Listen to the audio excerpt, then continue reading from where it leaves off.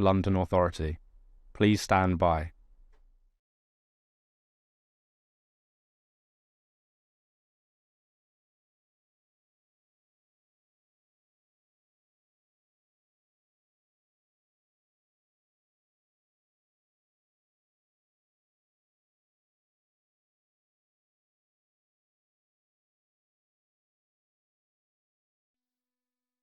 This is the broadcast from City Hall, the home of the Greater London Authority. Please stand by.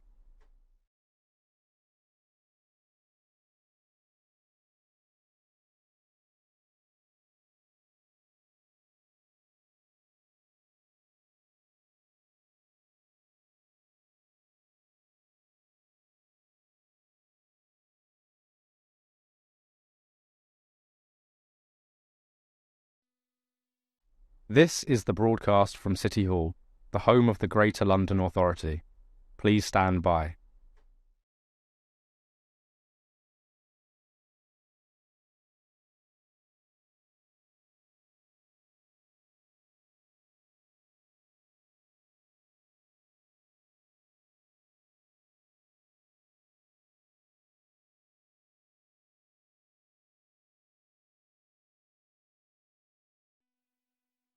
This is the broadcast from City Hall, the home of the Greater London Authority. Please stand by.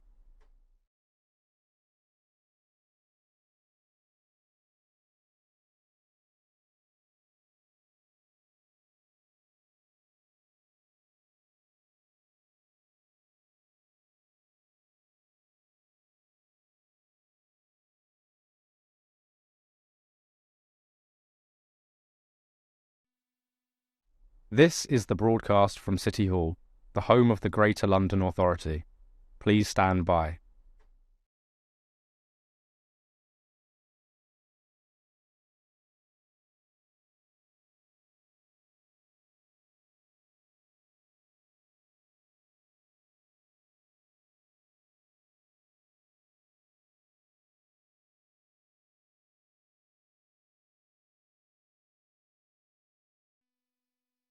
This is the broadcast from City Hall, the home of the Greater London Authority.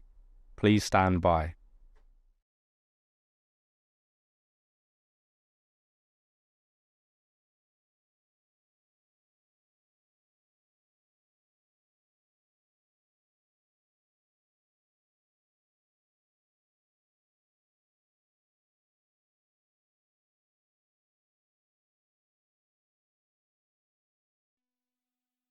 This is the broadcast from City Hall, the home of the Greater London Authority.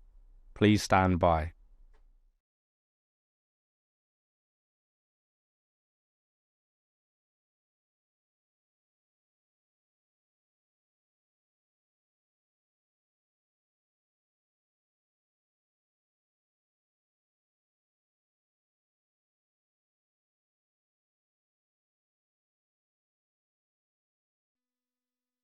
This is the broadcast from City Hall, the home of the Greater London Authority.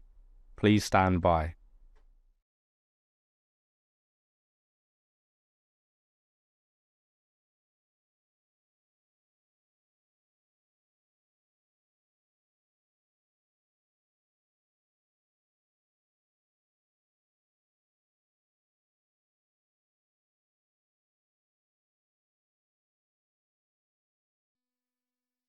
This is the broadcast from City Hall, the home of the Greater London Authority. Please stand by.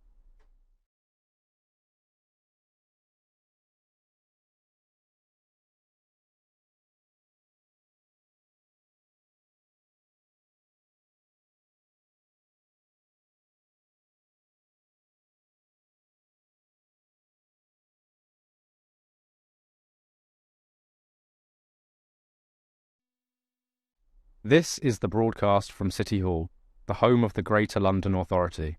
Please stand by.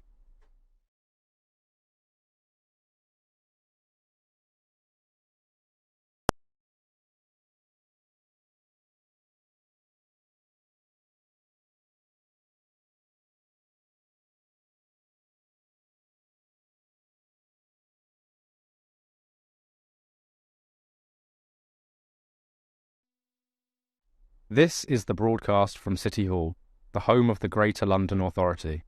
Please stand by.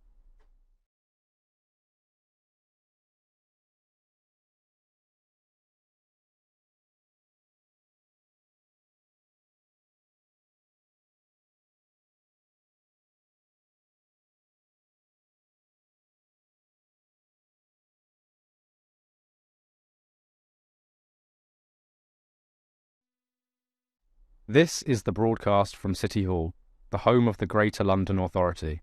Please stand by.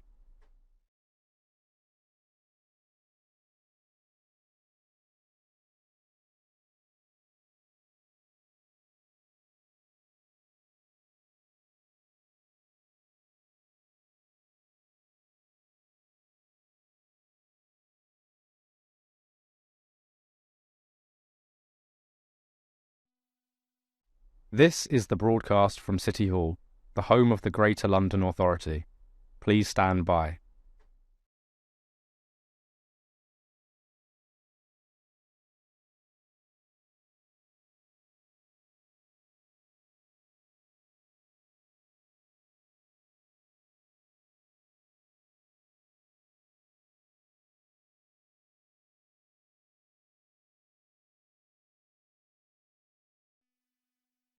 This is the broadcast from City Hall, the home of the Greater London Authority.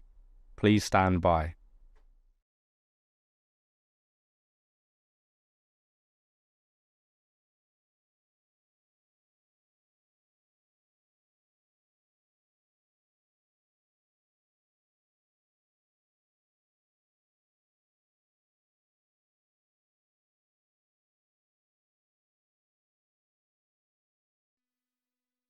This is the broadcast from City Hall, the home of the Greater London Authority. Please stand by.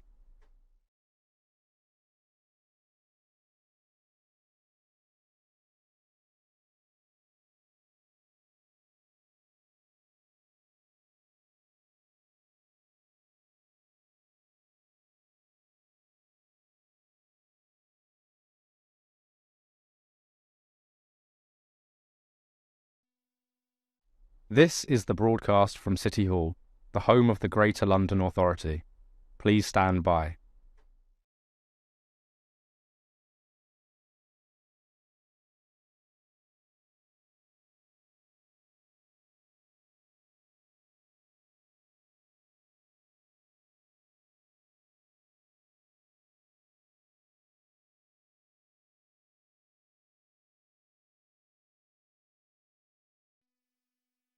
This is the broadcast from City Hall, the home of the Greater London Authority. Please stand by.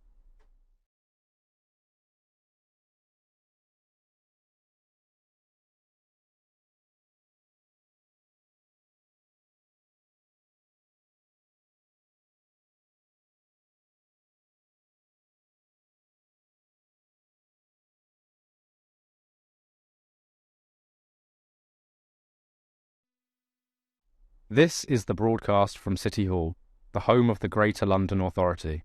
Please stand by.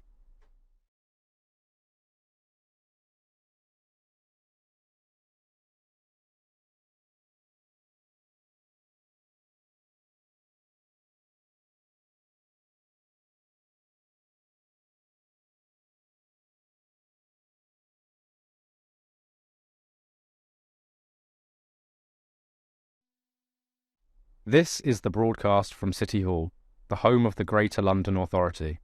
Please stand by.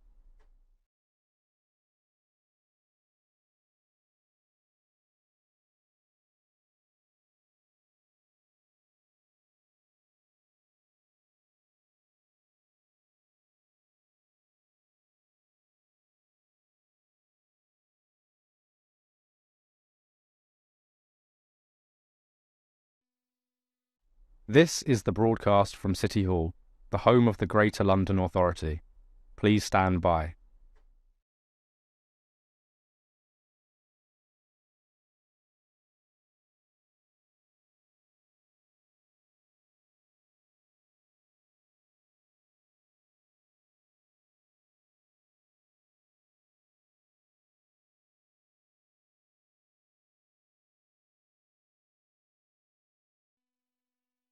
This is the broadcast from City Hall, the home of the Greater London Authority. Please stand by.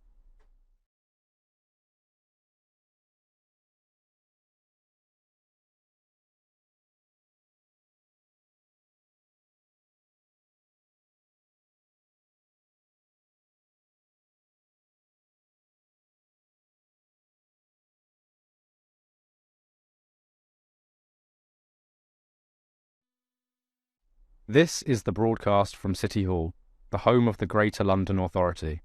Please stand by.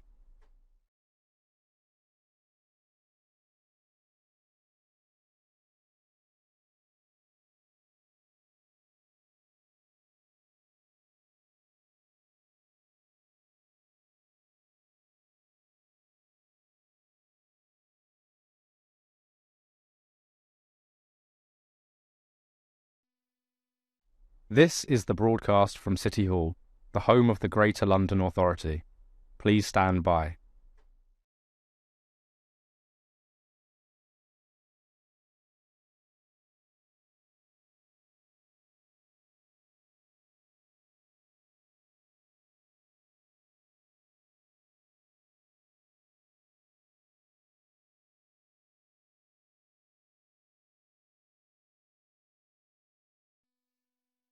This is the broadcast from City Hall, the home of the Greater London Authority. Please stand by.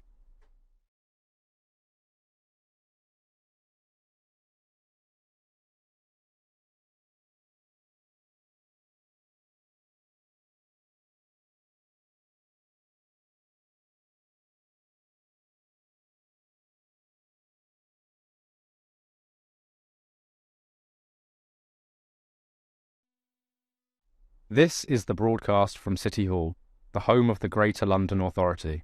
Please stand by.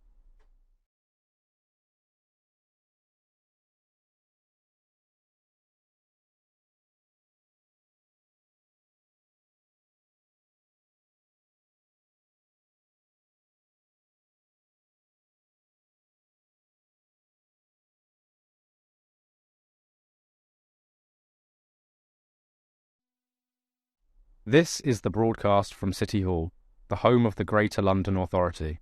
Please stand by.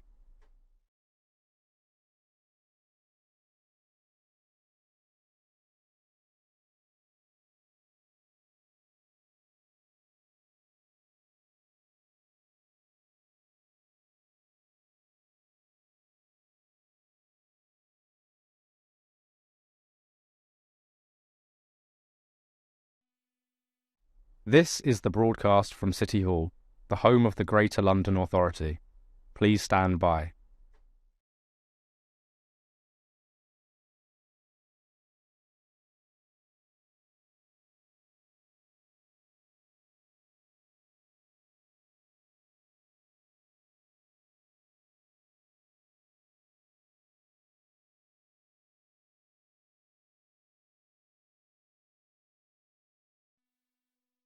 This is the broadcast from City Hall, the home of the Greater London Authority.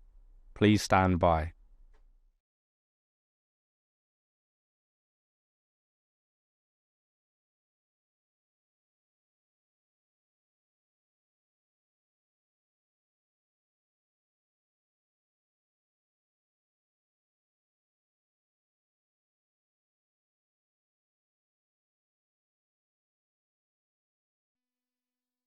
This is the broadcast from City Hall, the home of the Greater London Authority. Please stand by.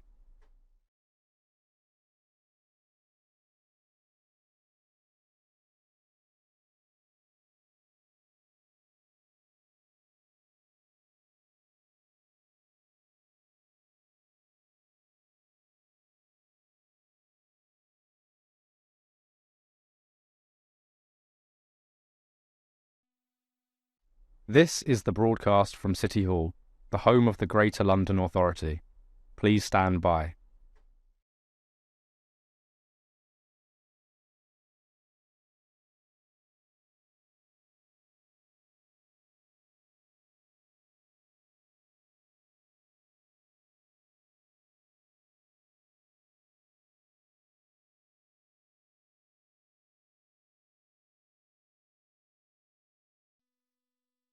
This is the broadcast from City Hall, the home of the Greater London Authority.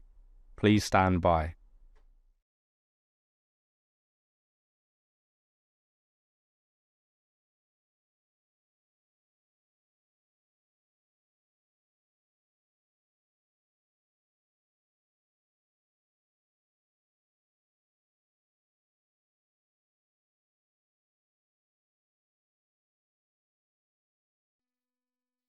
This is the broadcast from City Hall, the home of the Greater London Authority.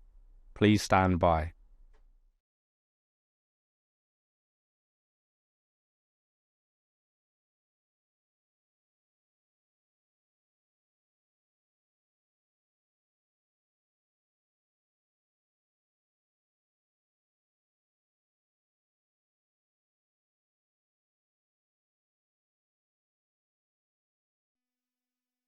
This is the broadcast from City Hall, the home of the Greater London Authority. Please stand by.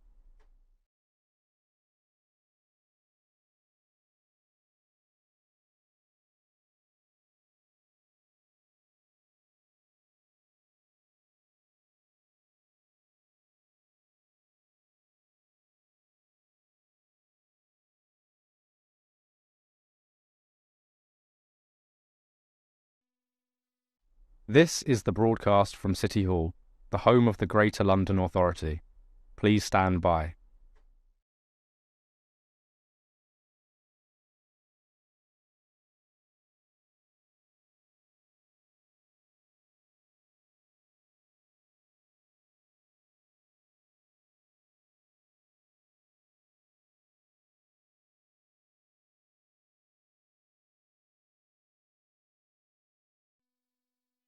This is the broadcast from City Hall, the home of the Greater London Authority.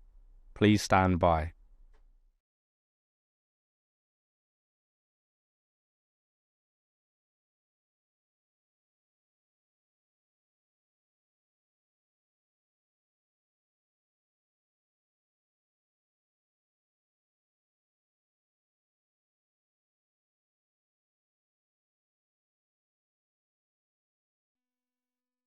This is the broadcast from City Hall, the home of the Greater London Authority. Please stand by.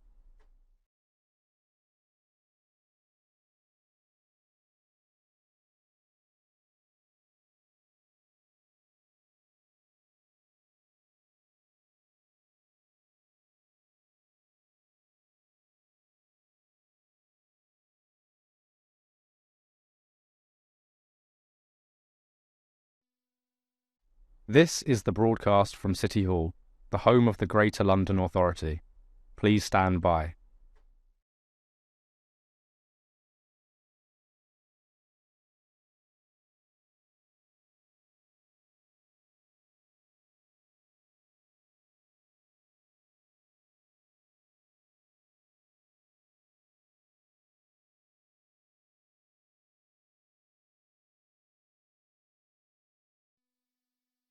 This is the broadcast from City Hall, the home of the Greater London Authority.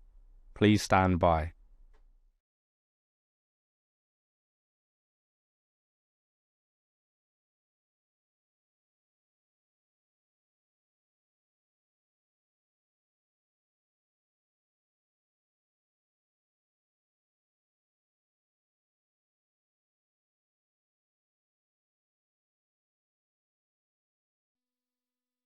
This is the broadcast from City Hall, the home of the Greater London Authority.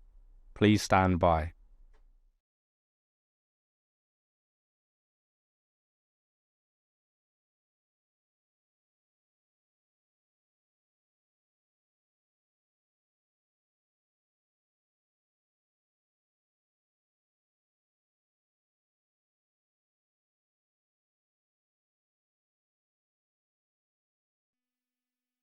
This is the broadcast from City Hall, the home of the Greater London Authority. Please stand by.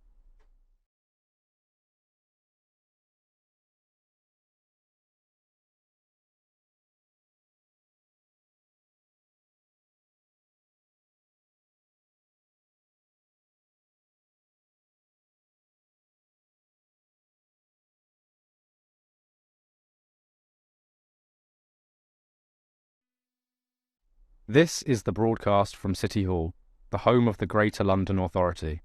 Please stand by.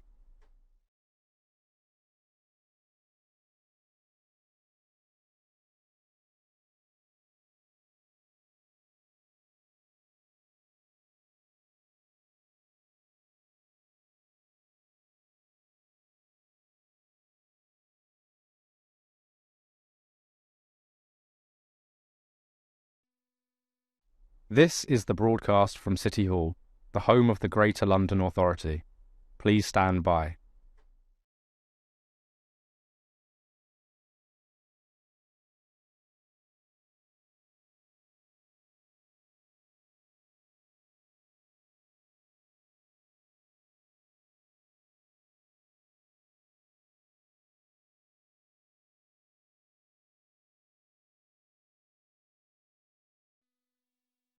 This is the broadcast from City Hall, the home of the Greater London Authority. Please stand by.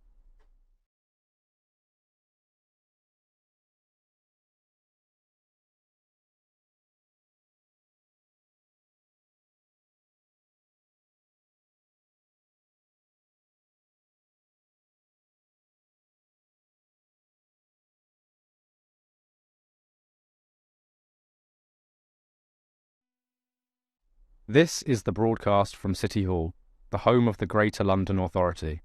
Please stand by.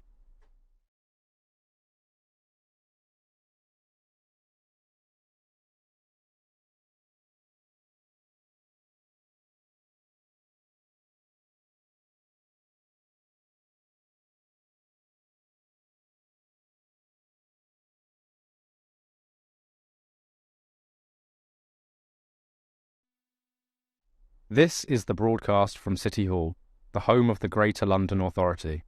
Please stand by.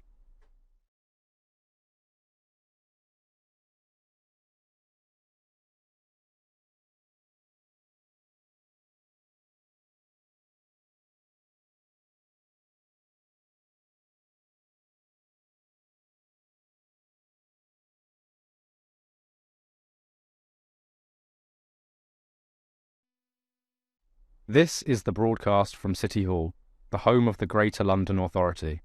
Please stand by.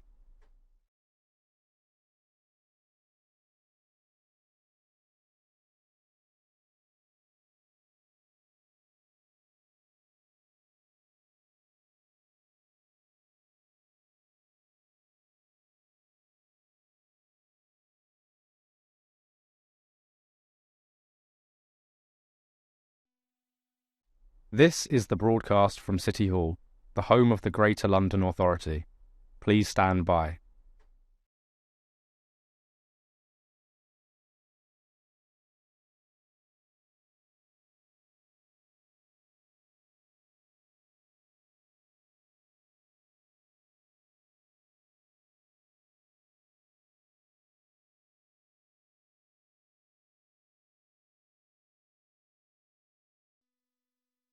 This is the broadcast from City Hall, the home of the Greater London Authority. Please stand by.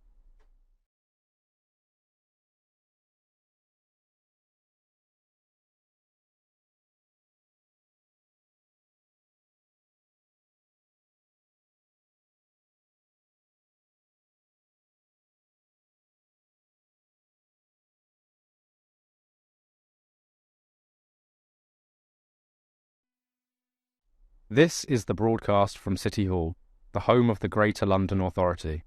Please stand by.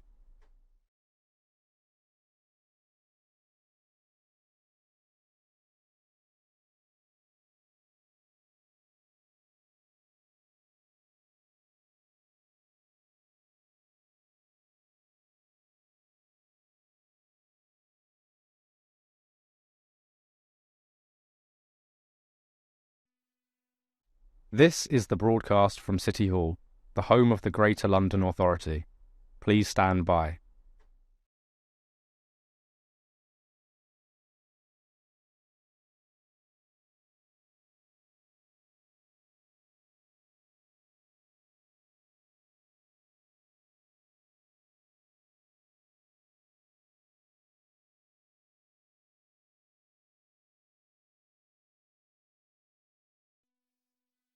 This is the broadcast from City Hall, the home of the Greater London Authority. Please stand by.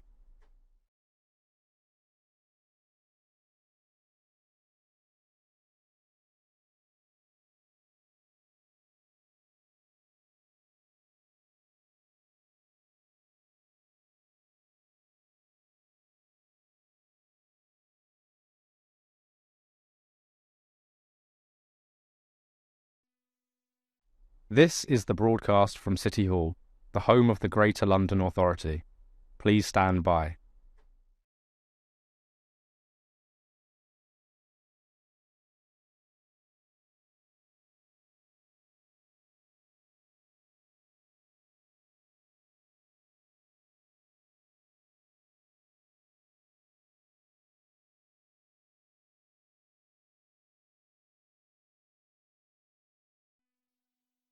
This is the broadcast from City Hall, the home of the Greater London Authority. Please stand by.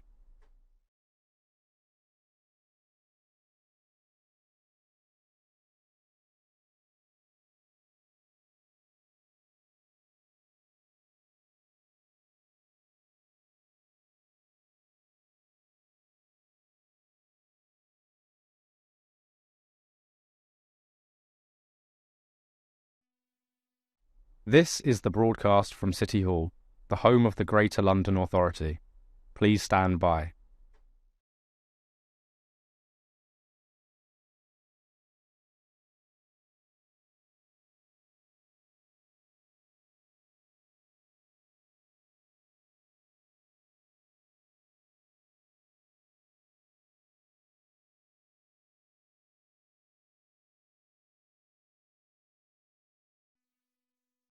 This is the broadcast from City Hall, the home of the Greater London Authority. Please stand by.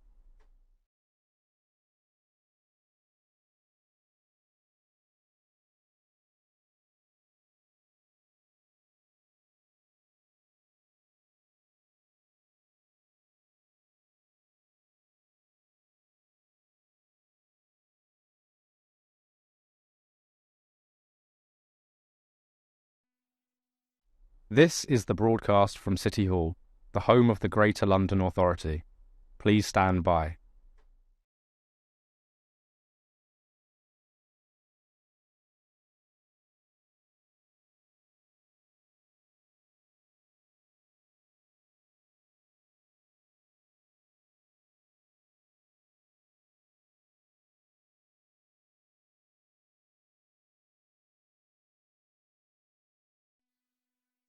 This is the broadcast from City Hall, the home of the Greater London Authority. Please stand by.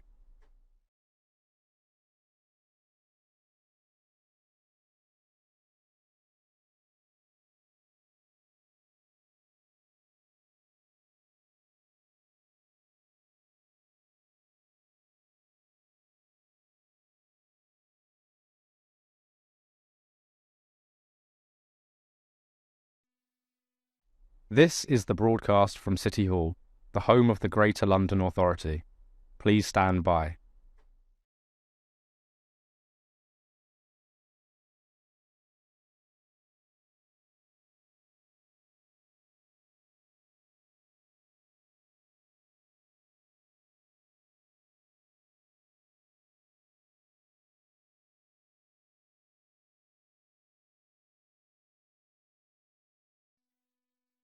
This is the broadcast from City Hall, the home of the Greater London Authority.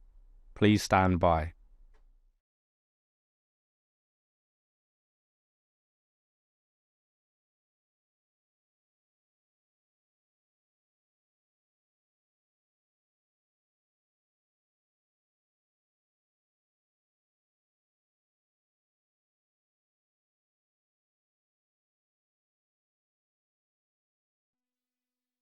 This is the broadcast from City Hall, the home of the Greater London Authority.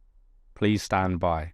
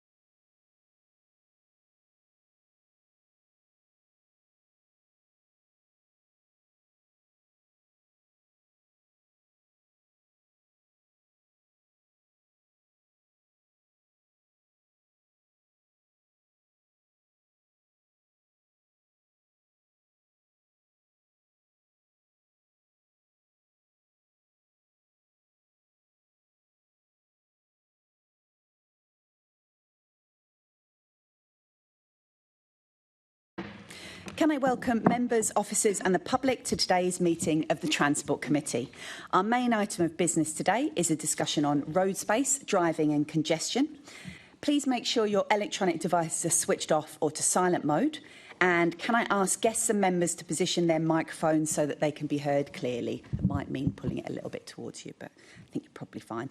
Can I start by asking our clerk, Hannah Barlow, if any apologies have been received? Thank you, Chair. Apologies received from Assembly Member Desai and from the Deputy Chairman, Assembly Member Turrell, for whom Assembly Member Boff is substituting. Thank you. Can I ask the committee to note the recommendations set out at item 2 and ask if members have any other interest to declare? No. Thank you.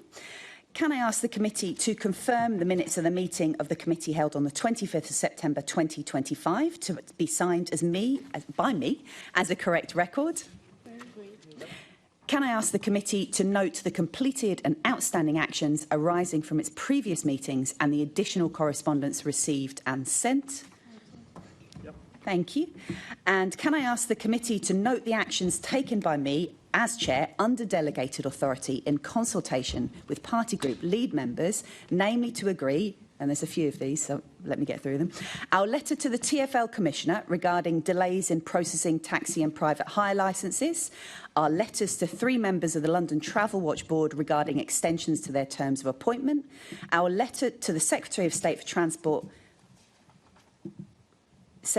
Transport regarding the taxi and private hire trade in London. And our letter to the TfL Commissioner regarding Transport for London's Taxi and Private Hire Action Plan 2025. Yep. Thank you very much. Can I ask the committee to note the responses from TfL Commissioner to our letters on the Capital Call Service Review consultation, TfL's Taxi and Private Hire Action Plan 2025 and fare evasion? Noted. Thank you. That was a lot of correspondence. We now move on to our main item of business, a discussion on road space, driving and congestion. And I'd like to welcome our guests for giving their time this morning. David Metz, Honorary Professor, UCL Centre for Transport Studies. Welcome, David. John Parker, Managing Director, John Parker Consultancy. Antonetta Horbury, Director of Policy and Technical Affairs, the Chartered Institute of Highways and Transportation, and Claire Sheffield, Director of Transport Planning at Arup. Welcome, everyone. Thank you. So I'm going to start with the first question, and then we will hand off to other Assembly members to follow up. So my first question is, overall traffic levels in London remain high, and TfL data shows that they increased by about 0.6% in 2003 over 2023 over 2022. Do you think that we overall and TfL understand enough about the reason Londoners are driving in order to design the right transport policy solutions to manage that traffic? Would anyone like to jump in first? Thanks, David. I think everyone's well aware of the problems of the car, and the Mayor's transport strategy is very much directed to ameliorating those problems. But I think one tends to underestimate the attractions of the car, which there are a number. Firstly, the utility in getting from A to B, where congestion is not too bad and where parking is available and affordable at both ends of the journey. Now, that's not necessarily true in central London, but in the outer suburbs, that may generally be the case. The car is particularly useful if you can fill it up with people and goods for basically the same cost. And this is the other feature of car ownership, that once you decide to own a car, and nationally the figure is 75% of households are car owning, one or more cars. Once you decide to own a car, you've committed to pay the purchase costs, the insurance, the servicing, the vehicle excise duty. So the running costs, fuel mainly, are relatively modest compared with paying the total cost of a trip on public transport. A third consideration is that there are what one could call feel-good factors about owning a car. It's not just the enthusiasts. There are quite a few cars in my neighbourhood which are covered up most of the week to protect the bodywork, no doubt reflecting enthusiasm. But I think for quite a proportion of the population, getting a new car is a positive, feel-good event. And once you've got the car, of course, you're going to want to use it. A further consideration is that our cities, including London, are relatively low density. The built environment is relatively low density. So this is not the very low density of sprawling North American cities, but it's certainly not the high density of the inner suburbs of admired European cities, such as Paris or Barcelona, where most people live in apartments.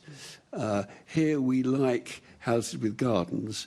The Victorian three-bedroom terrace with a tiny front garden but a useful back garden remains very popular, and the 20th century semi-detached house with a bigger back garden and often a front drive and a garage is also very popular. We don't think about knocking this down and rebuilding at higher density.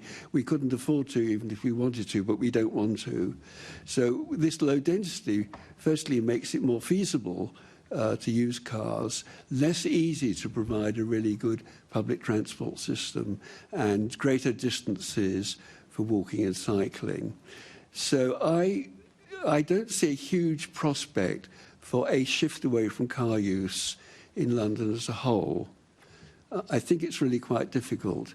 I would also add that although there's a lot of hope that promoting active travel, cycling in particular, would be helpful, I think the evidence rather goes against that.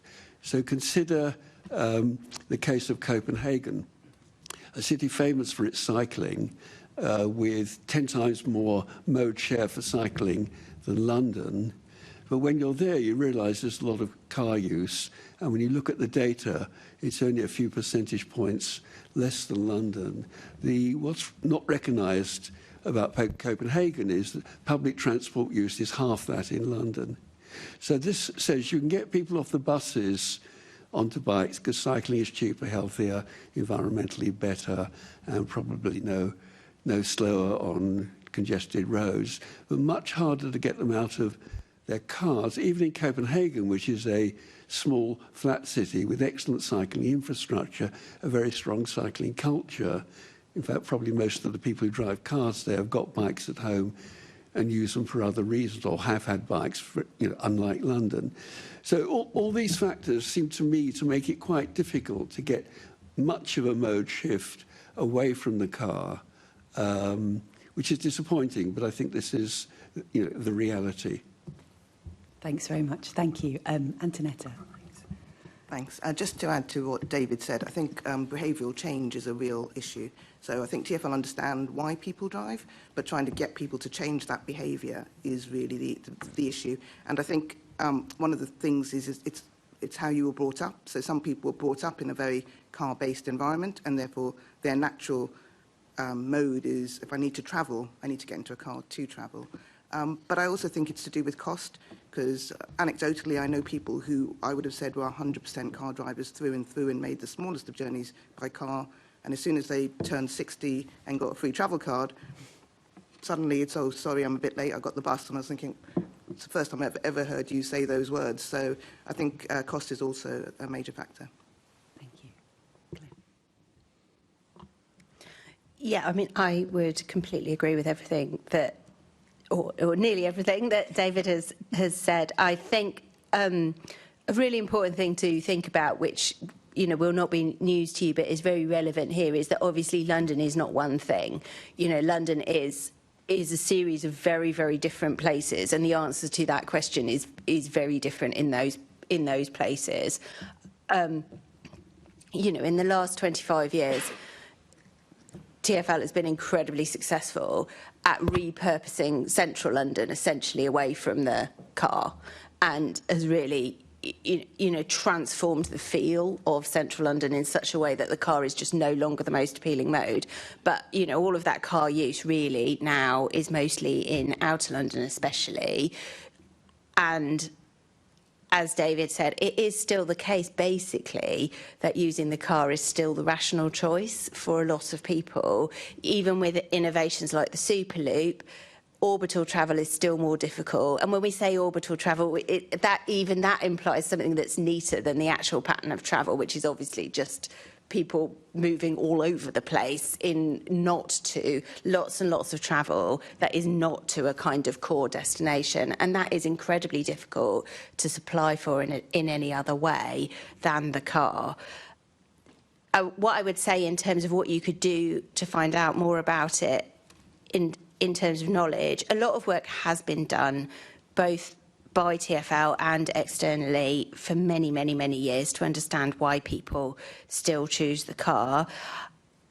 I was sort of reflecting on work that was done at TfL probably 15 years ago now, looking at the drivers of demand, that was sort of fundamentally looking at the question of, in the first decade of the kind of London government since TfL had been formed and since the mayoralty had been formed, there was a very substantial mode shift away from the car towards public transport, and a reduction in car travel despite massive increase in population and despite a massive economic growth, which kind of broke all of the transport models. You know, as we know, we generally think that car travel rises with income. And so we did a big study called the Drivers' Demand Study that tried to understand the different causes of that. And the fundamental messages of that study was that it was a combination of huge amounts of efforts of all sorts to improve the alternatives, making them cheaper, more accessible, better, more reliable, all of the things, combined with car travel getting worse and more expensive through a range of measures, which congestion charging was the kind of flagship obvious one, but actually probably more influential was a huge number of lower level measures that cut across London, but also really significant demographic changes and economic changes drove that and kind of basically worked in the favour of London. So I think another really important thing to be understanding is London has changed a huge amount in the past 15 years, and particularly since the pandemic, since changes like Brexit, since the kind of current, cost of living crisis. There's so many different things driving change in London, and revisiting those questions about who are Londoners, what are those driving factors, and how are they helping or hindering you in your endeavours would be really, really helpful to contextualise that understanding of why people are driving. Thanks very much. John. Thank you. I'll avoid trying to repeat the arguments that have already been well made. I think I would conclude that TfL does know an awful lot about the reasons why people drive and the background to the congestion that exists now. And quite rightly, as David's pointed out, the complex piece, of course, is how do you fix that? Do you accept it, or do you try and kind of change it in some way? I was involved in a study now nearly 10 years ago now on understanding and managing congestion for a former employer, and there was an immense amount of knowledge and insight about the background and understanding of travel patterns and behaviour. But of course, it poses the inevitable question, well, what do we do with that knowledge and insight? How do we fix it? How do we look at other places to try and give us some insights as to how we might start to manage traffic on our roads in a slightly different way? And I think the one thing I would add to David's commentary in particular is that maybe some of those European cities have had a stronger vision as to what they want the outcome to look like for their city. So whether that's in Barcelona or Paris, and I worked a lot over in the Netherlands in recent years, and you see that they're driven by a particular desire to make their city either an active city or a sustainable city or a public transport city. And London, of course, has a mix of everything going on. It's a very, very busy city, it's a very big city, but also it's trying to kind of give everybody a little bit of a piece of the pie in terms of tube, bus, rail, walking, cycling, car use. And that's commendable because it's a balanced approach, I think. But fundamentally, to achieve the mayor's targets, maybe some compromises have to be made. And I would say that for me, having experienced places that have achieved significant shifts in behaviour, and there are very few places that you can really draw on, they've probably used the carrots and sticks a little bit more proactively and recognised that there has to be probably some pain in one of those modes in order to be able to compromise and create the space for others. That's really interesting. Thank you very much. Assemblymember Bakari. Thank you very much. I would like to talk a little bit about van traffic. So TfL stated that that has actually increased, and some of you were talking about the pandemic and the impact that that has had. What is the cause of this increase, other than, obviously the pandemic is probably one of the reasons, and what measures are needed to manage any resulting impact on congestion? So can we start with you, Claire, because you did mention that pandemic as being a reason. Yeah, absolutely.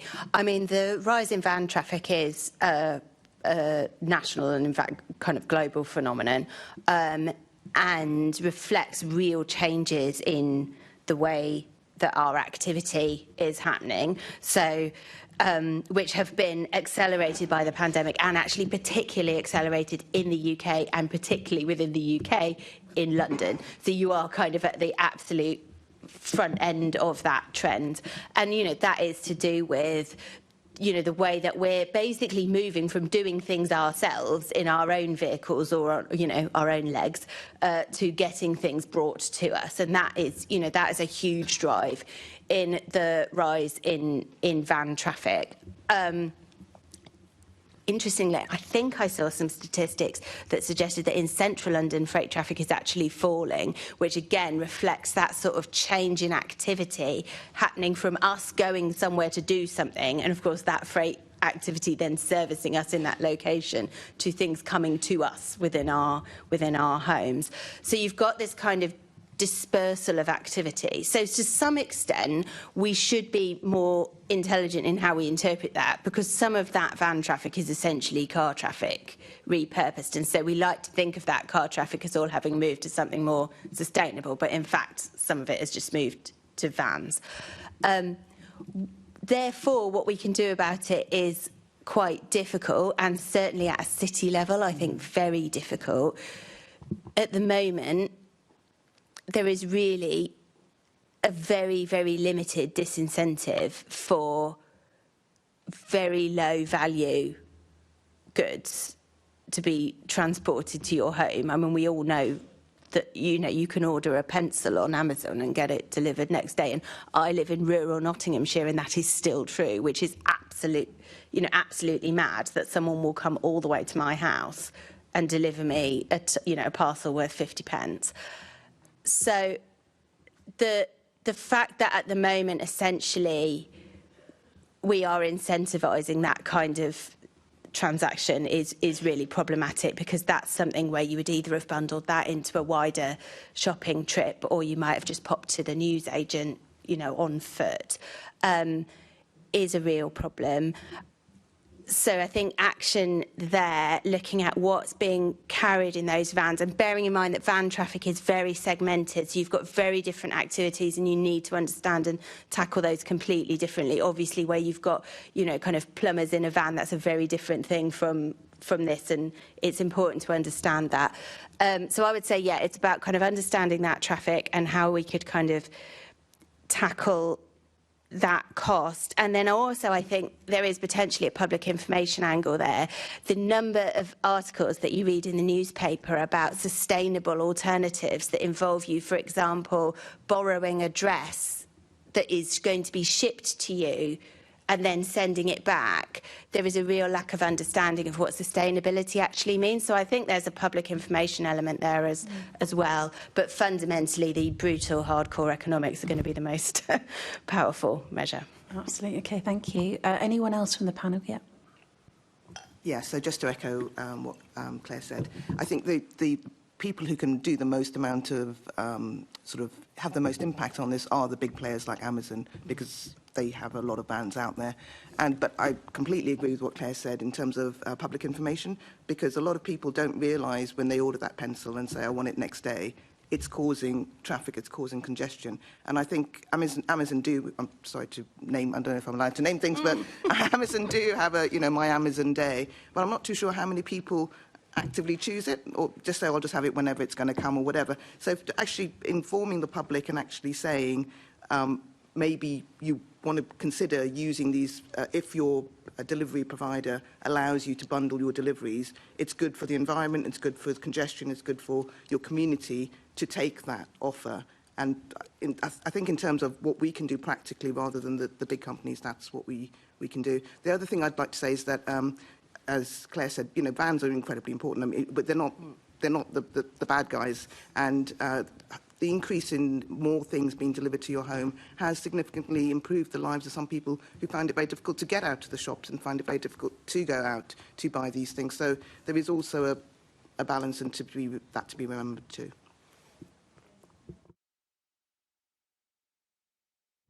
I'll just add one point, because it just reminded me, listening to those two observations.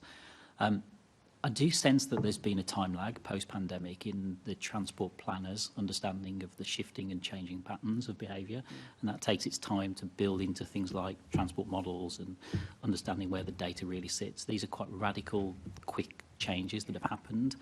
And also, I mean, even just the very simplicity of trying to model, for example, the movement of a van that starts at an origin and moves and returns to that origin in traditional transport modelling terms is quite problematic and quite tricky, as is the routing, of course, based on often sat-navs rather than what you might classify as classical routing of vehicles through a network.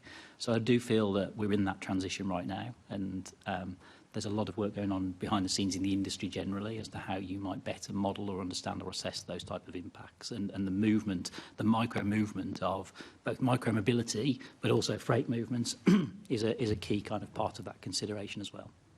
Thank you. Some of you were talking about incentivising and businesses using vans because for them it's the business model that they would prefer. But there is alternative freight such as cargo bikes, and TfL have written a cargo bike strategy, which should, in some ways, should be used to incentivise businesses to transition from vans to using cargo bikes. So should TfL look into investing in more focus on those incentives, encouraging businesses and even individuals to using cargo bikes more?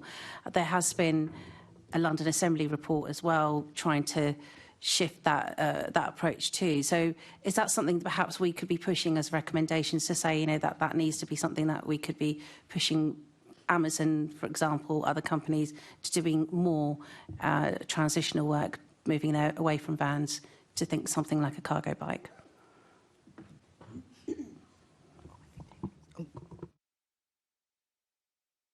I mean, generally, there's a lack of good data on van use nationally and in London, both the amount and the purpose. And it would be good to have, I think, an in-depth study of what vans are being used for and what the economics of operations are. Because although one might say, it's inappropriate to deliver a pencil by Amazon, presumably for Amazon it makes sense to meet customers' needs because they will repeat, they will come back in the future. And indeed, if you subscribe to their Amazon Prime service, which involves an annual free, you get no delivery charges as well as a lot of films. So I think the understanding of the economics there, in terms of sustainability, switching to electric vans obviously helps. How big is the impact on congestion? Well, if vans are delivering during the day on residential streets, I think the answer is probably not much. And so then the question is, what is the timing of van deliveries? My sense is they avoid delivering during peak hours. That's my personal impression, but that would make economic sense because the delays to the vans are greater in peak hours. So I think some study there, and then you have to think, well, what are the tools that the GLA and TfL might have available to change behaviour? And I feel just writing a report won't take us very far. You really have to understand sufficiently what's going on in order to work out whether you actually have any levers you can pull that will actually change behaviour. Thanks. Just going back to your cargo bike question. Cargo bikes obviously are very good for light, small goods which can sort of fit in the holder. They're not so good for big things like beer deliveries or very big washing machines or things like that. So there is obviously only a small market that they can actually impact in. But I think the other thing we've got to kind of remember about cargo bikes is with a van, people will take that van home and park it on the street outside their house, and then they'll drive it to work the next day. With a cargo bike, if all those van drivers then had a cargo bike, where are they going to park those bikes? They don't have number plates. They can't be enforced against. They are quite big, so if they're parked on the pavement, they are going to take out quite a chunk of that pavement and made that pavement maybe too narrow for a buggy or a wheelchair to pass. If they park in a car parking bay, they are taking up space, and some people might, because they're movable, might think, well, I'll just move it out, whereas you wouldn't think of doing that with a car. So they do kind of have their own kind of problems, so that they're not, I would say, the answer to all our prayers. Thank you. I mean, there is a report from the London Assembly about this, so you know there is some scope in there to look into maybe the infrastructure being adapted for cargo bikes within London. So some of your points that you've raised, I think, were put into that report itself. So thank you. Thank you very much. Thanks. Assemblymember Boff. I'm a bit astonished by some of the responses. You know, if I order a pencil and it's delivered to my home, it takes a little while for me to get that pencil because the driver has to go through the nappies, the electrical equipment, greengrocery, a vacuum cleaner, books, in order to get to my pencil. And each one of those products has prevented a journey, has stopped a journey. Each one of them. In fact, it's a most efficient way of removing, surely it's the most efficient way of removing the need to travel for all those people who want to make purchases. And I just get the impression you're trying to stop that happening. I want more of it. Isn't that logical? You know, let people choose. So I think what I would say to that is there's definitely a balancing act there in the efficiency. I mean, there's a very, very different question about a choice, about whether we as a society, and that is a political choice fundamentally, that's a choice for you rather than for someone like me, is whether, you know, what we want to prioritise. So, you know, do we want to prioritise a kind of level of consumer choice over other factors, and there's always a trade-off in any kind of choice. So that's kind of one thing. Taking the efficiency point, though, I think the issue comes where, so if I get a washing machine delivered to my house, and that's in a van or a lorry full of other washing machines, that is definitely more efficient than me, all of us having to go and collect our own washing machine, quite apart from how heavy and difficult that would be anyway. So that's unambiguously more efficient.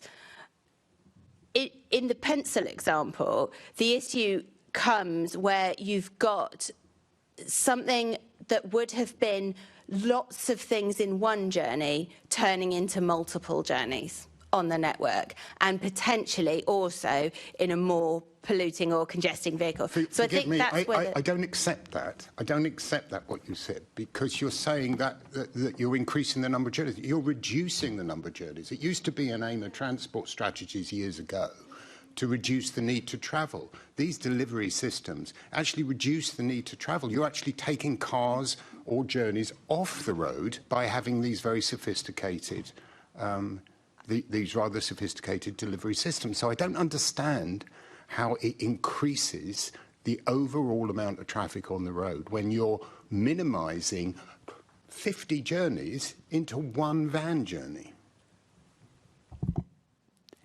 I mean, yeah. I mean, I'm not sure we often go out just for to buy a pencil. I think so. I think the evidence we're getting is there is a balance here. I don't want to speak on behalf of you.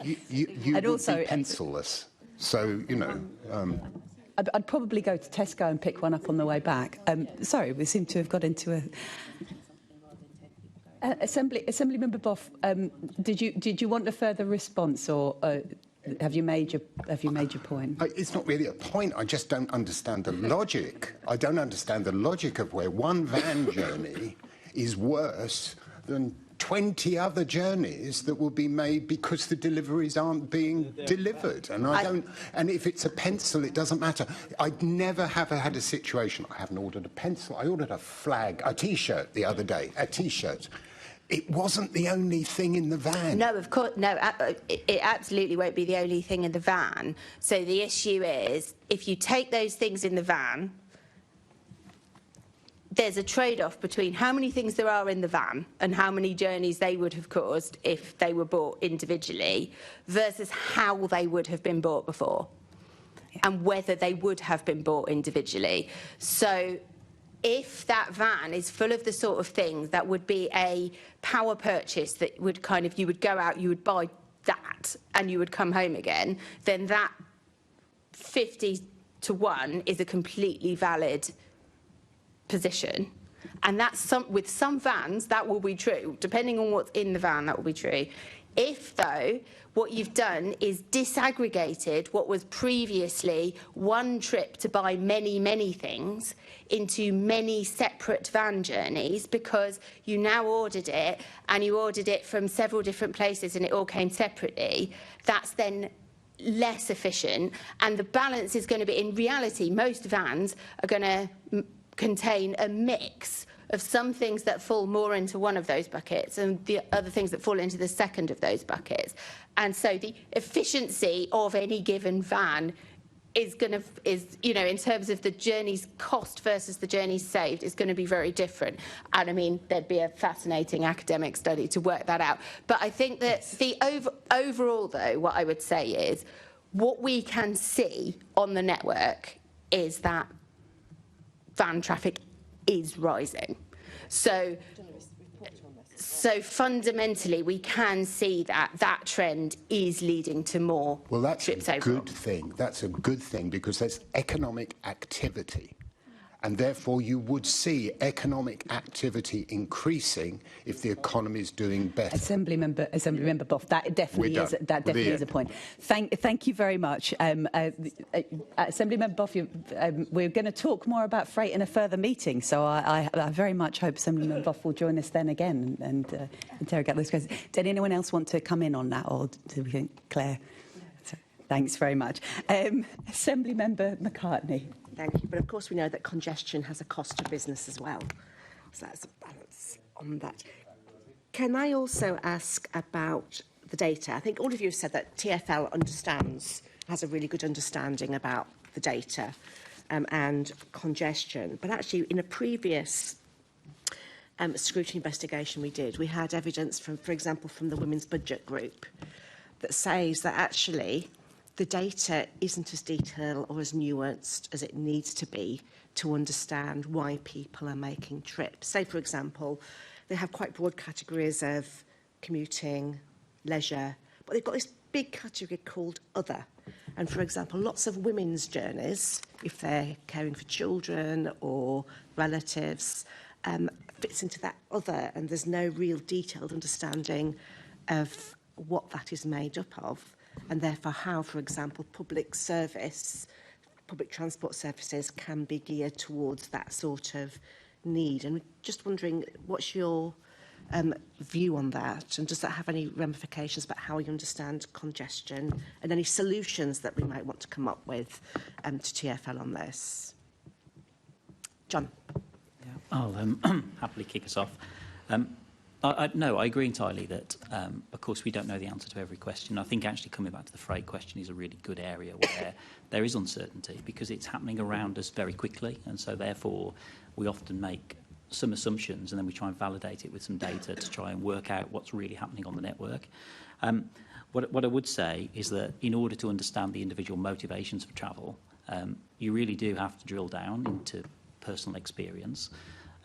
Some years ago now, I led a study for DFT, which was looking at the ways in which personal travel planning programs were influencing people's behaviour globally. So we studied projects that had been taking place in lots of different cities and lots of different contexts, lots of different neighbourhoods and communities.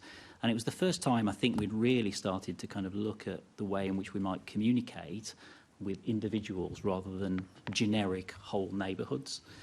And the results were really powerful because they were showing that what this approach did, by being a much more kind of one-to-one engagement approach, it started to tackle those barriers that were identified through dialogue and discussion rather than just broad reach media.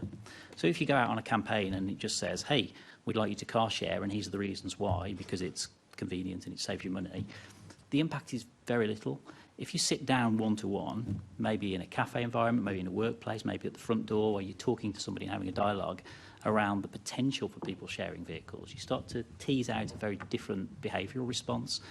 And so what I would say is that where TfL's kind of data analysis, I think, is relatively comprehensive. I mean, I've looked at their monitoring reports recently, and it kind of gives you a broad picture. Maybe if you want to tackle the real reasons, you do have to dive a bit deeper. But of course, that costs both time and money. Those type of programs are resource intensive, and it's the balance between giving yourself a broad picture of what's happening in travel around London versus, do we really understand the individual motivations? So getting us right back to David's opening gambit, almost every study that looks at why people choose to drive, it's generally convenience first and then cost and time second, or in some of those orders. But that really doesn't tell us anything about how we're going to get those people out of those cars, because it just simply tells us this reinforcing message that we can't beat the convenience of the car. But actually, when you talk to individual car drivers at the real individual level, you often get a very different response. And so I wouldn't necessarily be critical of the fact that TfL has reported broadly on travel behaviour. I mean, congestion itself is an incredibly difficult metric. It's measured in different ways across the world. Different cities do it in different ways. Some do it based on lost travel time. Some do it in delayed vehicle kilometres per hour. Some people do it in terms of perceptions of congestion. So even if you were trying to find one individual metric that might help the narrative in that area, you still would find it very difficult, I think, to measure it accurately across a complex city like London. So are you suggesting that perhaps where there's issues, there should be some more local detailed research done, preferably on that one-to-one basis? In that, is that something you would suggest that we ask TfL London to do more of? I would, personally. I think that it doesn't need to be delivered area-wide. I think it needs to be on a bespoke basis. So you have a particular problem on a particular corridor, working with those communities. I believe that if you adopt a kind of a plan, promote, build, and then promote model, so that you're bringing communities in at the start of the process to understand the real nature of the problem.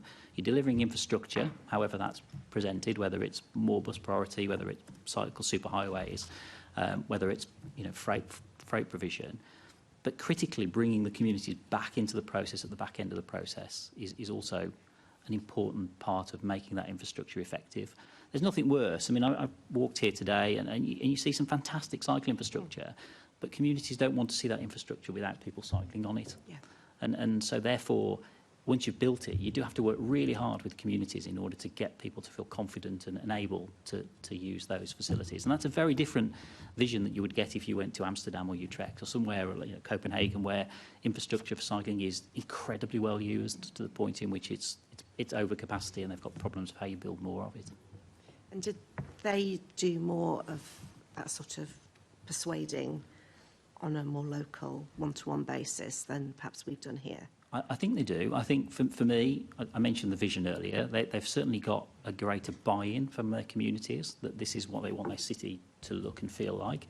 And then they've worked hard over many, many years. This doesn't happen overnight. Many, many years in building the infrastructure and continuing that dialogue so that communities understand the rationale and the reason and the kind of end game, really, as to what the city is seeking to achieve. I mean, the Netherlands was very much like the UK in the 70s, and they just took a different pathway, and it's taken them a long time to get there. But, OK, maybe it was a crisis. Maybe it was an oil crisis that said, you know what, do we want to be reliant on this fuel for our cities of the future? But they've actually shown us, I think, a really neat long-term pathway. And some of the work, obviously, that's been done in London has also followed that same vision in recent years. OK, thank you. Anybody else want to comment? Yep, Claire. I was just going to come back to your sort of point about the travel of women, particularly, and how women's travel differs. I think the first thing I'd say is that they do collect a lot of more detailed data on journey purposes, so you should definitely get them to disclose it to us. Disclose it to you, yes, because there's a lot of that. Other is generally an aggregation of quite a lot of data they've got underneath. But you're absolutely right that the travel of women does differ quite a lot. Women's travel, it often has more complex linked trips in it. So a kind of tour-based approach where you think about the whole day is really important. They're more likely to they're more likely to be making those kind of messy orbital journeys that I talked about earlier. They're more likely to be accompanying other people, you know, children especially, or older people. So they do have sort of, you know, somewhat different needs. And of course, there are factors that affect the choices that women will make, particularly around personal safety, that are different to the travel choices of men. At Arup, we've done a really interesting series of research projects looking at, we did a project with TII in Ireland, which is sort of like the National Highways organisation for Ireland, called Travelling in a Woman's Shoes, which looked at basically looked at this question in detail. And then we did something on designing cities for women. We're actually doing a project with TfL right now looking at how you can better do spatial planning around women. But what that showed is that you do need to really think about those different needs in the totality of how you're planning, and that, and fundamentally, to kind of go back to our original topic, you won't get mode shift from the car from women unless you provide options, and those options are more difficult to provide because they're less likely to be big radial public transport solutions, and they need to work for the complexity of women's lives. So yeah, I would really recommend work with that in mind specifically. And also just I would say that, you know, also what our wider research has shown is that if you plan cities that work for women and cities that work for children and cities that work for older people, those cities actually basically work better for everybody. Thank you, that's really helpful. Can I just ask another question if that's okay? Yeah. I've just looked up at data for young people learning to drive. And I think it's at the all-time, you know, an all-time low, certainly since we started collecting data in 2012. A decade ago, we had nearly half of young people learning to drive. Now it's down to a third because of the cost, and not only of getting lessons and having a test, but also insurance and having a car. Is that likely to lead into a long-term pattern of reduced numbers driving and therefore congestion, do you believe? I think it is part of a long-term pattern of change. So, as an aside from my day job, I'm a visiting professor at University of West of England, and they did a lot of the research looking at young driver behaviour. And they've got an immense amount of knowledge about understanding why that's happening and the implications that has for transport policy. I mean, of course, what it doesn't necessarily tell us is that long-term, those people don't go on to drive. They just might choose to be delaying the getting of a driving licence until they're 25 to 30 rather than 17 to 25. There's certainly some evidence of that from the research that was undertaken to suggest that might be the case. But overall, that kind of desire for a younger person's city living, I think, sits alongside the technology change that we've seen, and an aspiration for young people to have access to possibly more technology but less mobility. I think there's a really interesting transition happening generally. For example, the rise of Uber is something that, you know, I look back at my 35 years of transport planning. Not a lot changes in transport planning. You know, we still drive cars, we still have buses, we still have trains. They get slightly better. Probably the one thing that's changed in that whole process was Uber came along and completely changed the way in which people perceived the use of taxis in lots of different ways.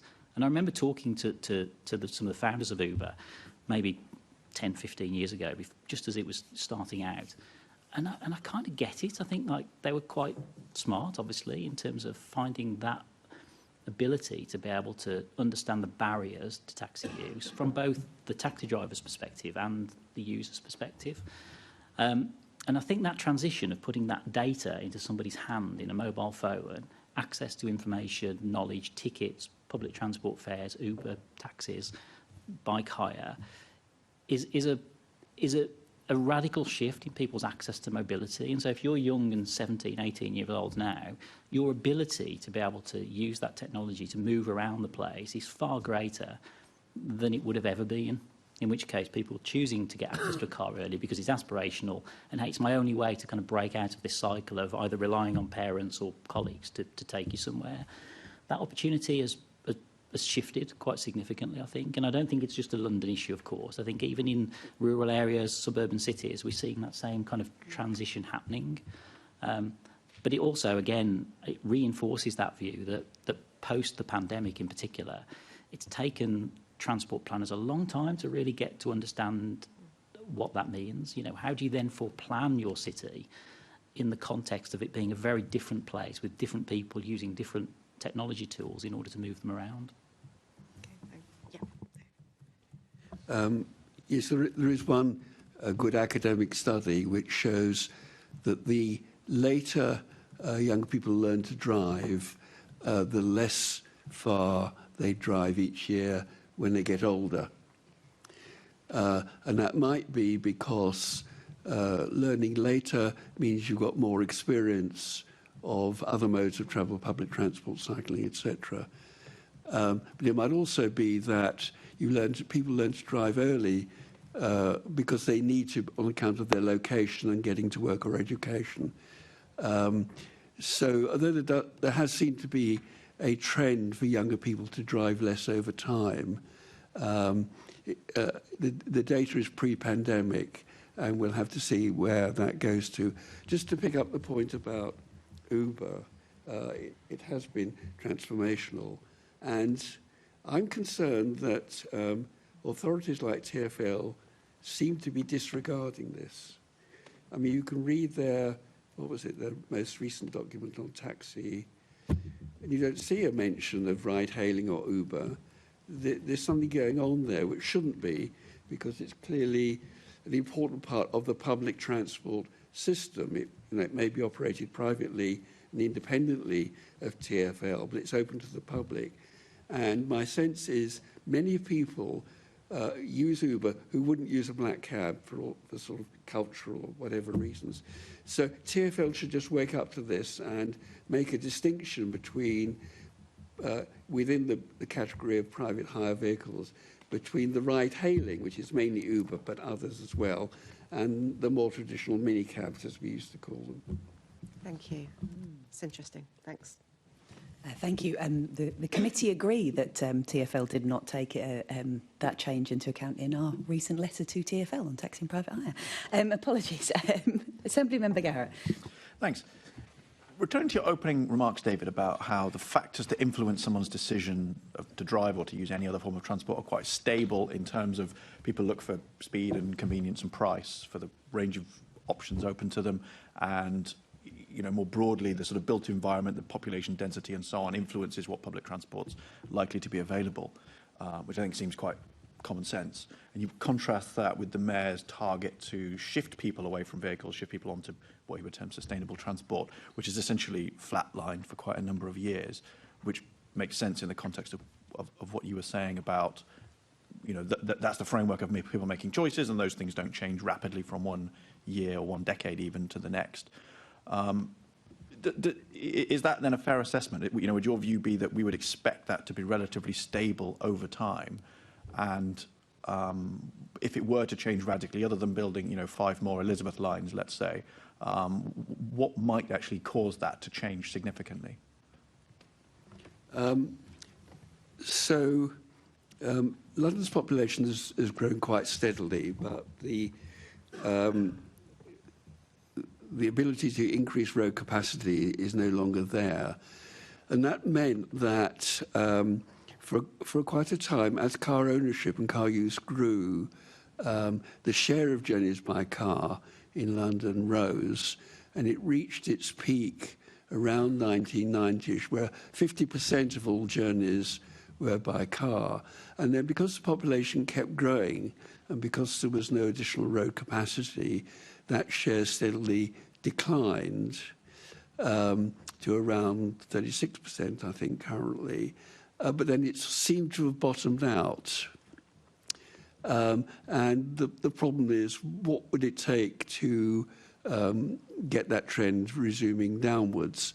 Now, building rail in all its forms, underground, overground, light rail, trams, national rail, rail is an attractive alternative to cars on congested roads because it's faster and more reliable. And so you build rail like the Elizabeth Line, like the overground, and these are very well used.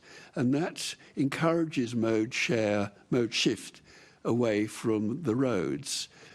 It doesn't have much impact on congestion on the roads. The intensity of congestion remains because we can talk about that separately, but that's basically self-regulating. But you can shift the overall mode balance towards rail. Not buses, because buses suffer from the disadvantage of road traffic congestion. So, yes, if one can keep building rail, extending the Bakerloo line, etc., etc., that is taking us in the right direction.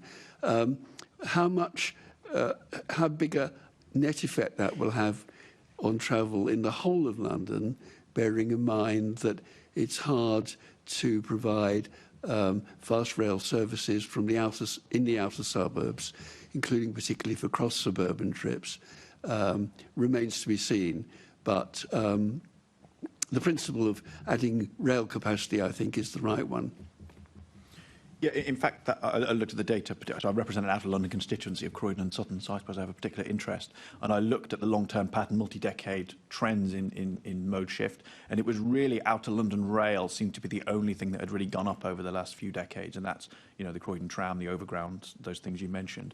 So it sounds like then if we want to see, and obviously outer London is predominantly where London's road traffic is, we need to think about how we can actually, notwithstanding the high cost, actually get some more rail links into that bit of London. That's the only thing that's really going to shift the dial. Yes, I think that's right. London's geographically large, and as I said earlier, lower density than many continental cities, and that makes the economics of investing in rail, a bit more difficult. But the overground is a very nice example of an opportunistic investment taking into account of the existing underused rail services and modernising them and branding them and so forth. And then they become very popular, in part because people will move to take advantage of this, moving where they live in order to access their work. So, again, being opportunistic about using the historic rail network rather than the very high cost of tunnelling might be the best route to take. Okay, thank you very much. Oh, yes, go on. And actually, I think everyone is reaching for their microphone, so why don't we just go along, John? You go, John. Sorry, Antonetta, I'll jump in. I think one thing I would stress there, actually, it's a really good point, is also on the density point, the importance of land use planning in travel demand generally. I think in the UK, we've had a history of low density development generally in cities.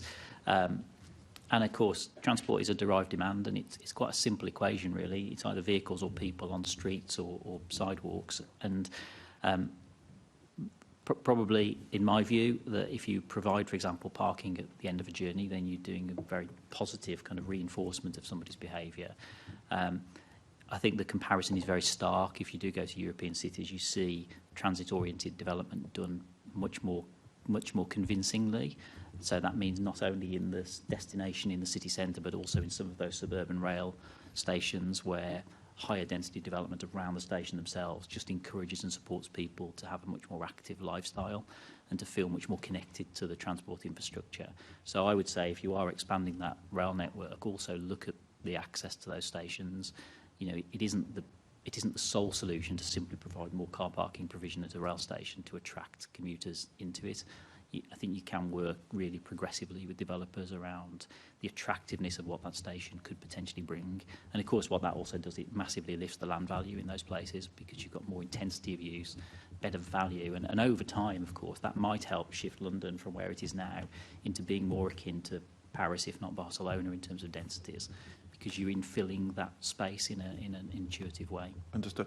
I don't know if I'm allowed to plug. I chair the Budget and Performance Committee. We've done a big piece of work on land value capture, using that to fund new railways and other bits of transport infrastructure, so which is currently in draft form, coming out soon. So let me just cross-plug that. It's a really great piece of work that we've done.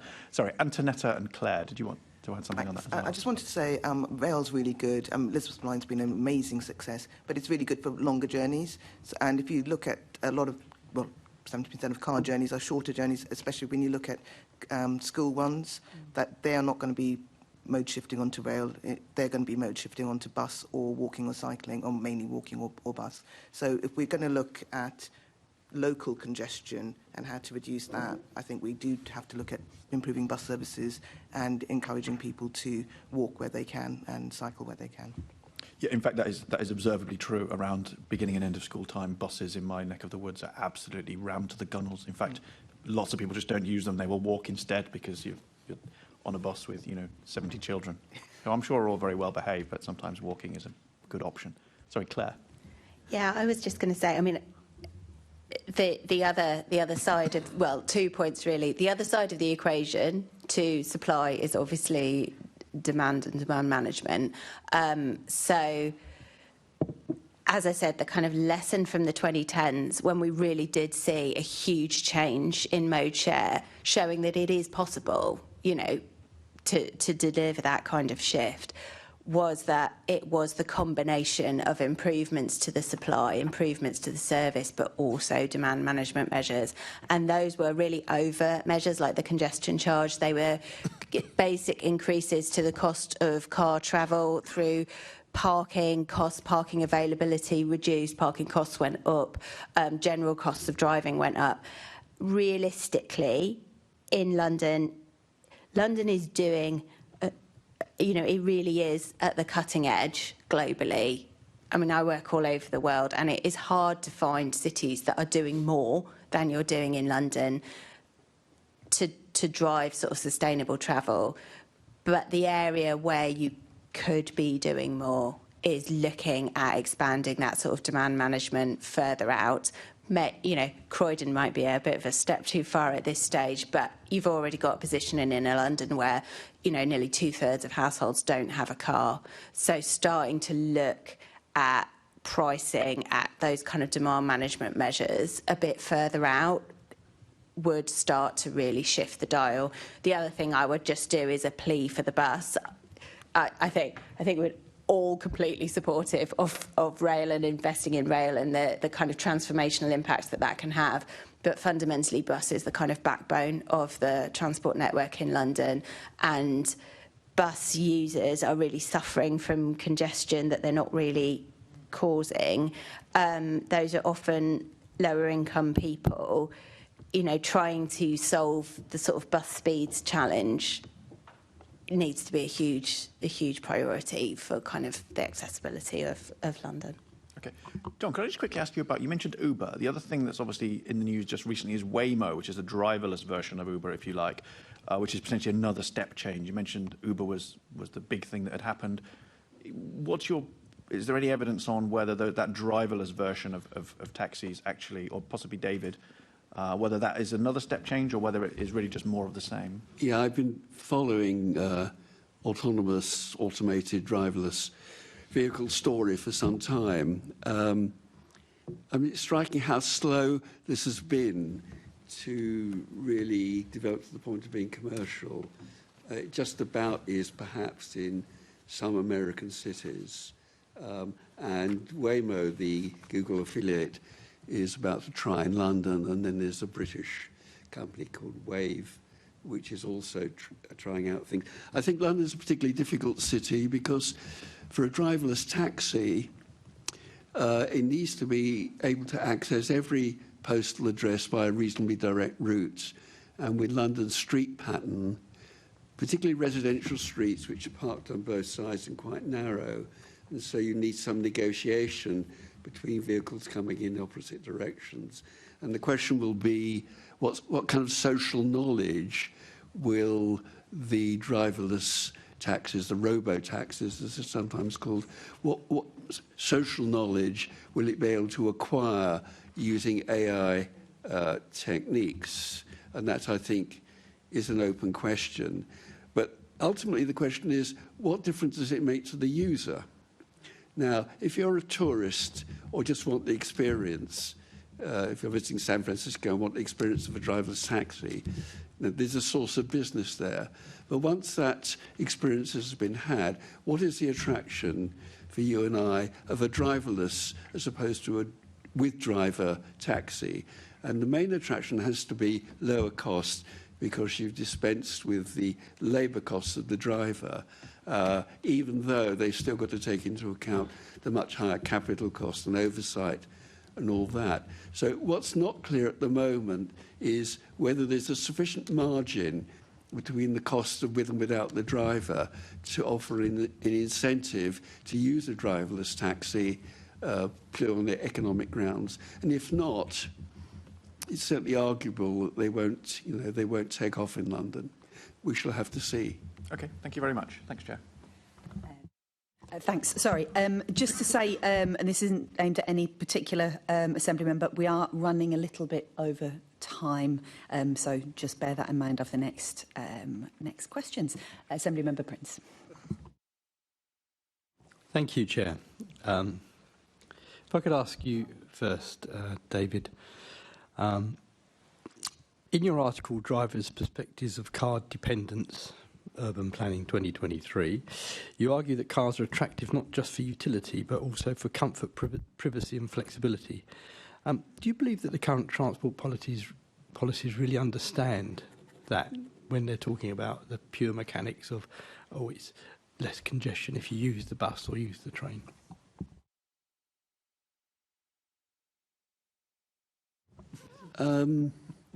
I think what I've called, when I've written about this, the feel-good factors about car use, as opposed to the pure utility of getting from A to B, reasonably effectively. I think the feel-good factors are underestimated, except by the car manufacturers and in their marketing departments, who no doubt research this. I mean, one of the phenomena of recent years has been the great growth of SUVs. Large, heavy, expensive vehicles. Why is that? In some cases, there might be practical reasons, particularly rural areas where you want a large 4x4 drive, but that wouldn't apply generally to London. So why are people spending their money on such vehicles?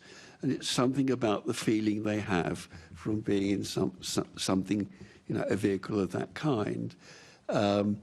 Now, as an academic, I don't really pretend to understand this particularly well because the research literature which I draw upon, or the public literature which people like Transport for London might generate, is not very forthcoming on that.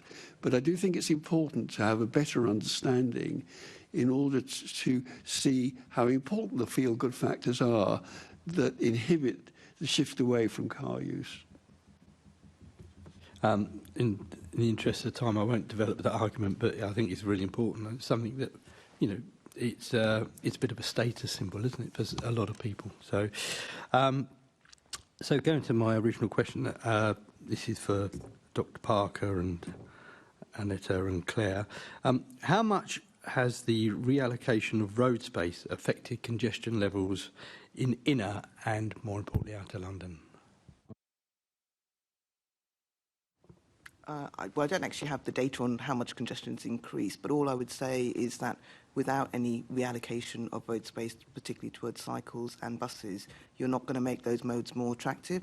So even if there is less space for cars and increases congestion for cars, you do need priority for buses, and you definitely need sort of safe cycling infrastructure as well.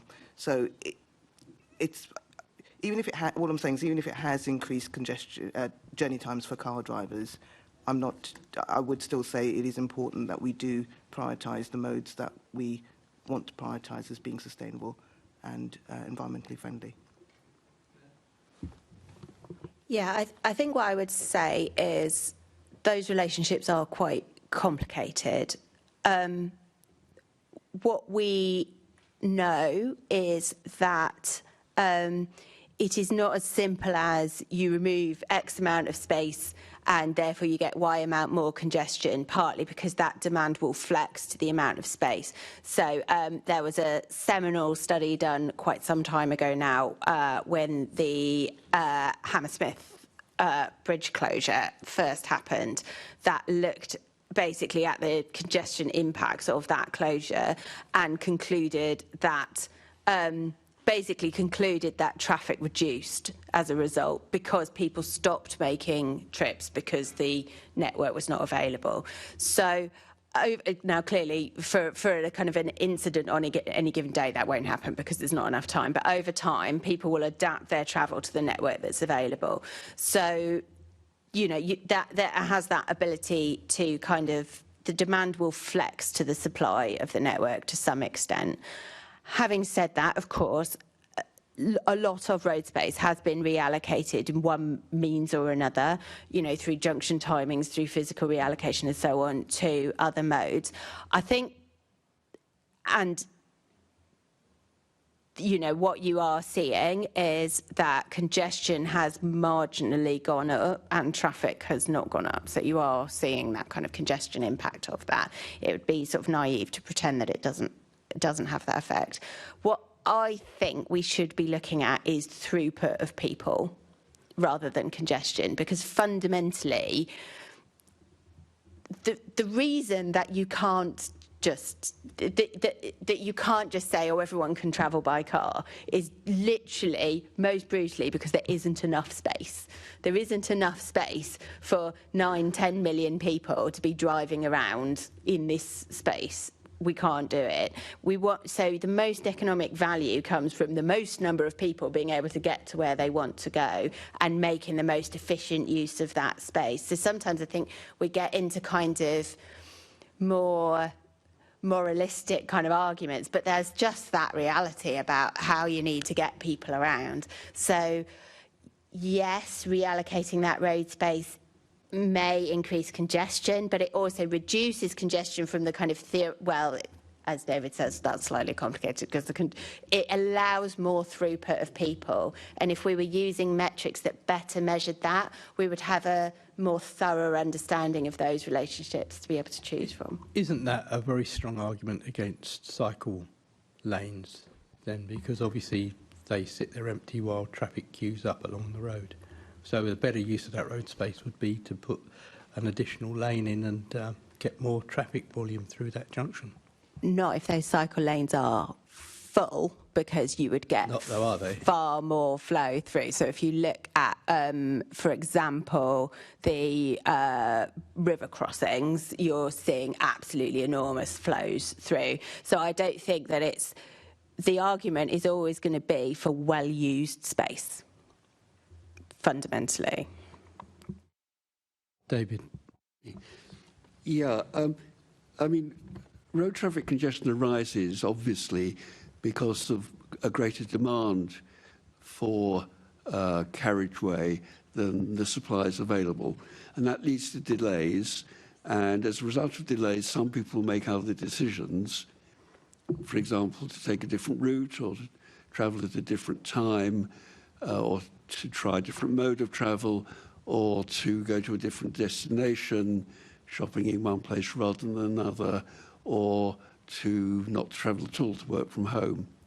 So congestion is broadly self-regulating, which means measures that aim to reduce congestion tend to be undone by those who were previously deterred on account of time delays coming back onto the system. So this is what we saw when the congestion charge was introduced in 2003.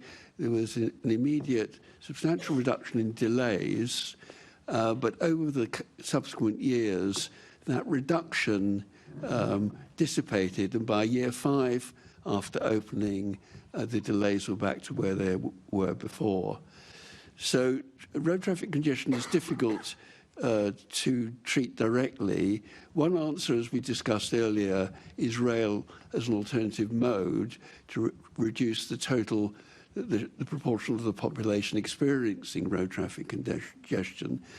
The other answer, which is operating at the moment, is the other new technology that we haven't yet talked about, which is digital navigation, otherwise known as sat-nav, which I think would be familiar to everyone in the form of Google Maps or Waze or TomTom, various others like this. Now, one feature of this is that they, as well as giving you routes through the network to choose from, they give you estimated journey times. And that's journey times that take account of expected traffic congestion.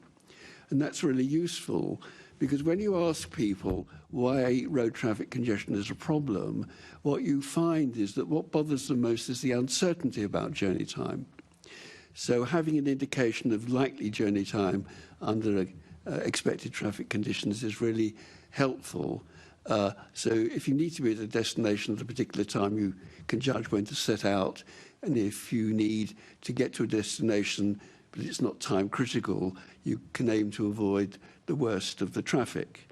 And in my view, this is the best answer we have to mitigating the perceived problem of road traffic congestion. And it's happening without any investment, without even really people being conscious of this. The one thing that might be done would be for this to be some discussion between road operators like Transport for London and the providers of digital navigation to see whether there might be benefits from a degree of coordination there. I think it's quite possible, certainly worthy of study, that might be the outcome. Just briefly, I agree with Claire actually that reallocating road space is a necessity in urban planning, of course, and it just comes down to the numbers. You know, if you want to get higher volumes of people coming in and out of London, you have to do that in the most efficient way, and probably the least efficient way is to have one person sitting in a box that measures, 3.5 metres by 2.5 metres.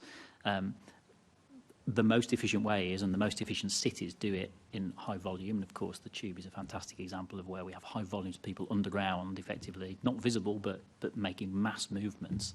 But where you see cities that have done, for example, BRT programs, Curitiba, or the kind of South America in particular, massive amounts of people flowing incredibly quickly. And so we think about one lane in central London dedicated to highway, maybe accommodating 1,500 people an hour.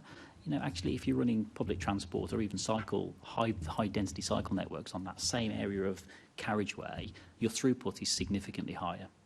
And so it is a very simple kind of equation in many ways. You've got a certain amount of space from the frontage of your building to the frontage of the building.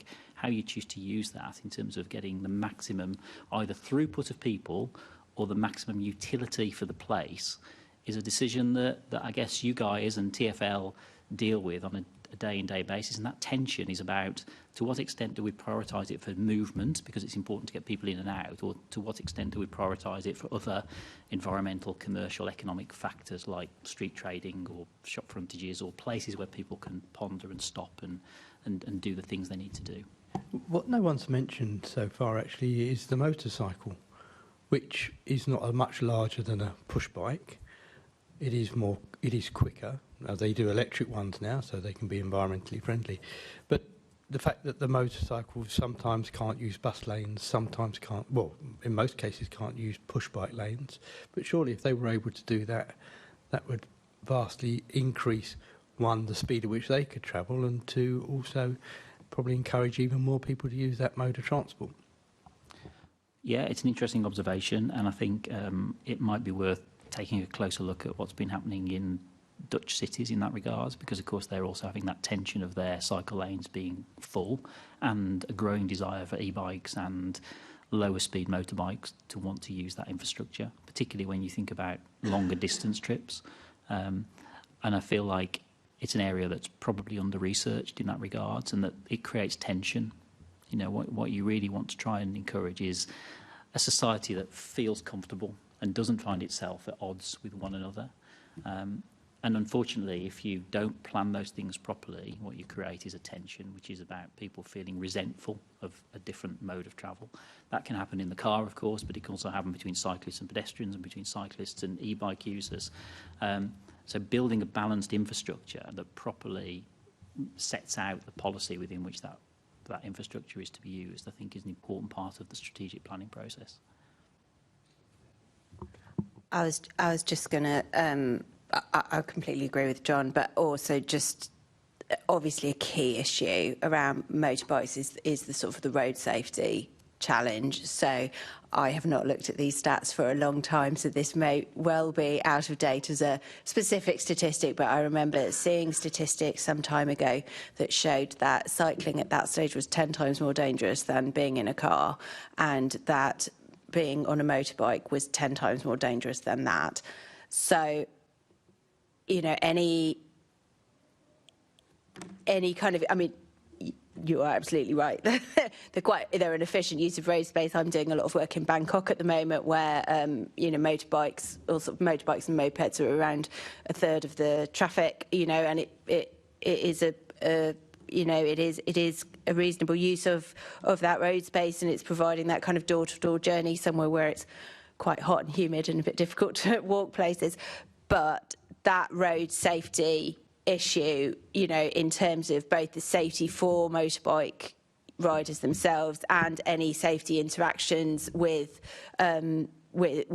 normal bicycles, I think would be the fundamental thing that you would need to look at as a starting point in any kind of solutions on that front, because obviously, you know, I think we would all support the sort of Vision Zero goals, and you know, we've seen really positive moves towards greater road safety, and we wouldn't want to go backwards on that front.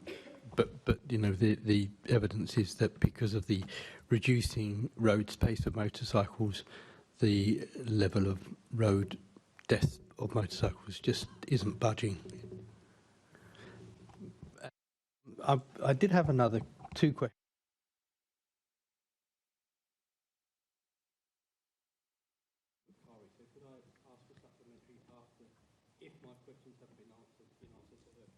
That seems to make sense. Assemblymember Bakari. Yeah, absolutely. I mean, there is a little bit of crossover with the question I'm asking, which is about road space in central and inner and outer London being allocated to be used in a way that enables essential journeys to be made. So I'm very happy to go to... Should we start with you, Claire? And yeah. Sure. So is the question that could we better reallocate the space so that it's, allocated to essential journeys? Yeah, I mean, it's such a difficult question, isn't it? Because it's so desirable to do that, to allocate it to the kind of the right journeys, and that kind of concept of like right mode, right place, right choice for your journey is... It sort of all works so perfectly on paper, and it feels like what we should be doing, but it's so incredibly hard to actually identify those journeys and target policy in that way that delivers that outcome. Just as an example, I did a study quite a long time ago, and we looked at what the concept of essential journeys was for people. So in kind of really classic transport models, and I'm glad to say that transport modelling has actually moved on a huge amount since then, but, you know, basically journeys are valued by the kind of economic value, and so what you see is that kind of business travel journeys basically are the best. They're the most essential of private car journeys and freight activity because they have the highest sort of value of time. We did this study, and what we found as well is that loads of work had been done that said to people, is your journey essential? Everyone said, yes, of course it is.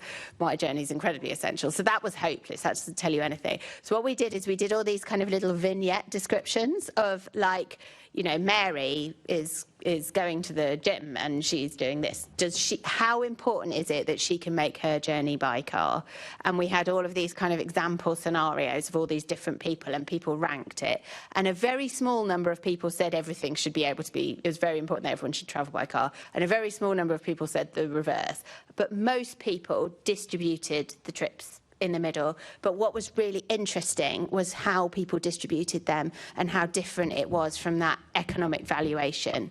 And so what we saw was that it was much more human. So basically, the one that won was kind of, your sick child needs to go to hospital, right? Everyone thinks that journey should be on the network. And then, but people who were doing a business trip where they could absolutely easily do it by the tube, no one thought that was a priority. So I'm very supportive of it as a concept, and I think that we should always be striving for it in our policy, but I also think we would need to have a real in-the-round idea of what actually is essential and balance all of those different factors, and it's pretty tricky. And in that research that you were just referring to, was there any focus on those people who were talking about their essential journeys, about the particular person themselves? So, for example, more vulnerable people, like, for example, the disabled, or people who, you know, they would essentially say they only go out when they have to go out, wouldn't they? 100%. That was exactly what it really showed, was that, so we were asking people about other people, but we'd got those kind of characteristics. So it sort of described the type of journey that they were making, but it also described things about them. And so, yeah, absolutely. The kind of public view was, yes, if you're disabled, if you're a woman travelling at night and you might be, you know, scared, those were the journeys that were a priority. People also prioritised kind of economically valuable journeys where the car was the best choice. So they did prioritise, you know, if they did prioritise a business trip over a leisure trip where there was a good reason for the business trip to be on the road network, but not if that business trip could very, very easily be made by rail. So there was a really it was actually fascinating because there was a really sophisticated trade-off going on, and also a lot of consistency in what people thought. It would be possible to develop policy more in that way. And I think we are developing tools now, agent-based modelling, for example, which I know TfL is looking at. We've done a lot of work looking at that at Arup, and we're the DfT is starting to look at that now, which we're talking to them about. Starts to look at transport modelling from a much more person-based perspective, and will give us the tools to be able to do that targeting much more.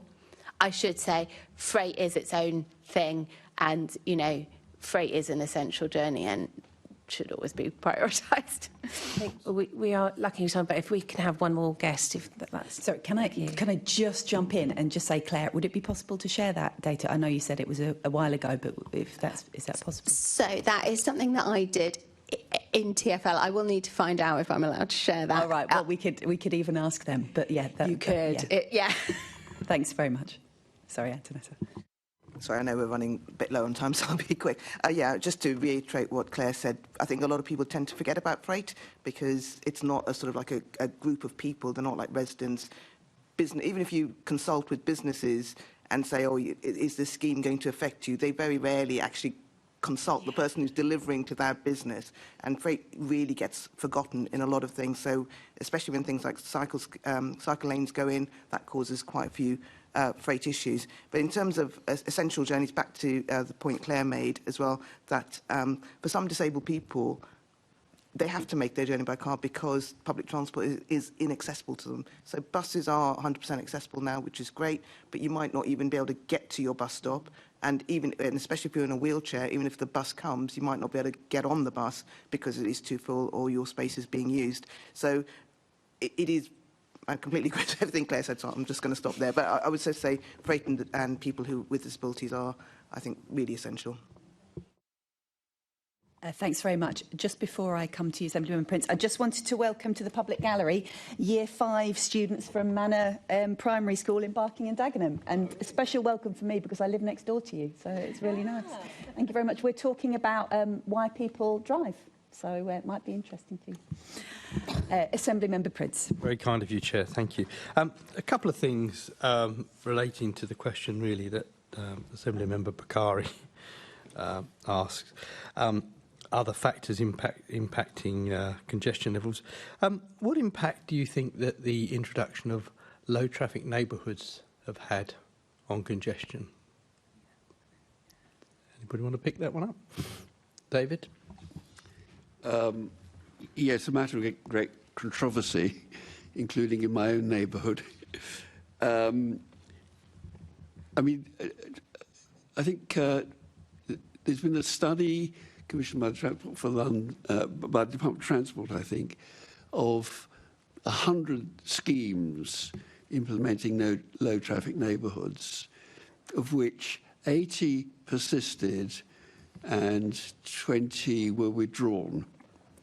Now, that's interesting because, on the one hand, it's a reasonably high level of success. And on the other hand, it shows that if something isn't working, you can withdraw it. Now, because of the small scale of low traffic neighbourhoods, this is not something where you can do traffic modelling to anticipate the outcome. Traffic modelling is expensive. You have to collect a lot of data. And in any event, these schemes are quite complex in terms of road patterns. So you have to try it out and see if it works. On the whole, my feeling is that it's worth trying, but you have to monitor the outcome carefully. And the issues always are, what happens to the traffic that used to go through the neighbourhoods and no longer does? Does it go round the peripheral roads, which engenders a lot of anxiety amongst those who live there? Or does it disappear, as has been mentioned previously, either because people don't make those trips by car anymore, or because the dispersion of trips is much wider? So I think really you have to try it out and see if it works. And if you like the idea, it's sensible to support a scheme, but you do need to make sure that there is in place good monitoring of the outcomes and a mechanism for making a collective decision about whether to continue the scheme in the long run after the experimental period finishes, usually 18 months, or whether you've tried it and it really didn't come up to expectations and therefore you want to withdraw. Did you want to come in, John? Yeah, I'll follow up on that. I mean, they are, controversial schemes, of course. They're also very well liked by some communities. What I would say is that one of the advantages of low traffic neighbourhoods is that you can do some experimental things quite cheaply and quickly and easily with temporary orders, and so you can pilot and try ways of making those streets more people friendly. What I would also stress is that bringing your communities on board with you is absolutely critical. I mean, it seems like an obvious thing to say, but certainly in terms of some of those negative stories, it would tend to suggest to me that it's felt like it's being imposed on those communities rather than for those communities.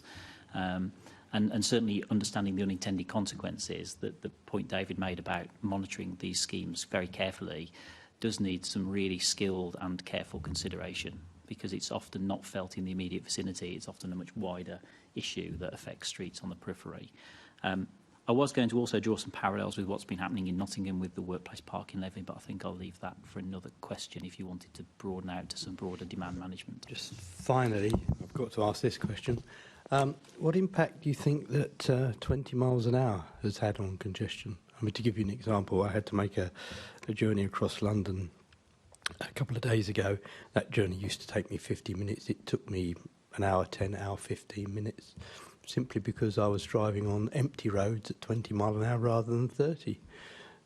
So I'm spending more time on the road, adding to congestion. I had to drive during peak time, whereas historically I would have been able to leave just after peak in order to make that same journey. What contribution do you think that's making? If you're travelling over 20 miles an hour in central London, you're doing well. Oh, this was around Lewisham, around Croydon, that area. Well, I think that there's 20 miles an hour has a lot of benefits to it. So it's got a lot of road safety benefits. It's been proven to sort of give the impression of calmer traffic, so it might be encouraging cycling. It will be increasing journey times, but if you're travelling at over 20 miles an hour, that's a reasonable speed to be travelling. So it's congestion I think of as being travelling at under 10 miles an hour when you're going quite slowly and you're stuck in traffic. If you're moving at above 20, that sounds like free-flowing traffic to me. So your journey time should be increasing, but I'm not too sure 20 mile an hour spending more time on the road. You're spending more time on the road, but is it be contributing to congestion? Well, congestion is more about sort of not free-flowing traffic. That's kind of the definition of congestion. So if you're travelling in free-flowing traffic, you are spending longer on the road. Your journey time is definitely increased. Your fuel consumption might be a bit better. Don't know, depending on your car. But 20 miles an hour does definitely have road safety benefits. I mean, and I think that's the other thing you've got to bear in mind with this. So it is a trade-off with all of transport. It is trading off different things. Is there any evidence of the road safety? We know Assembly Member Prince, both it's not on topic, and also there is 100% evidence on the road safety benefits. There is not. Okay, well, let's... I'm happy not to ask the question if we don't talk about, if other members don't come in on that.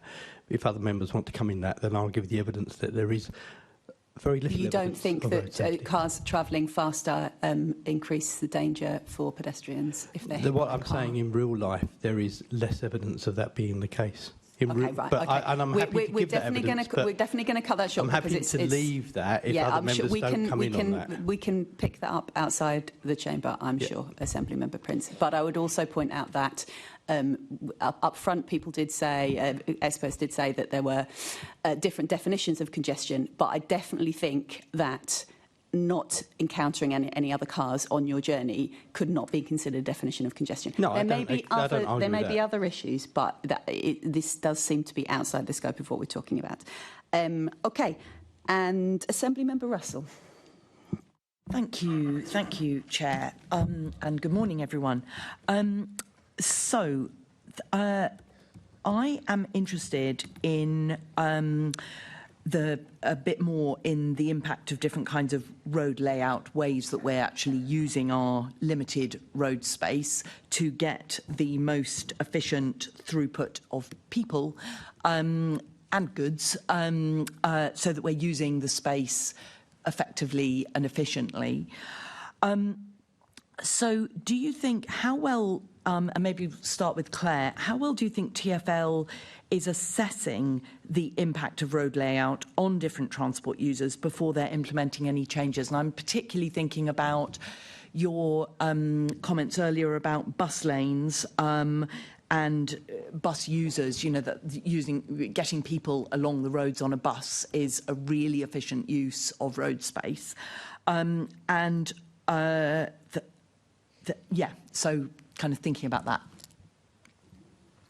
Yeah, I would say that it's something that we have got more and more sophisticated at in the transport planning industry.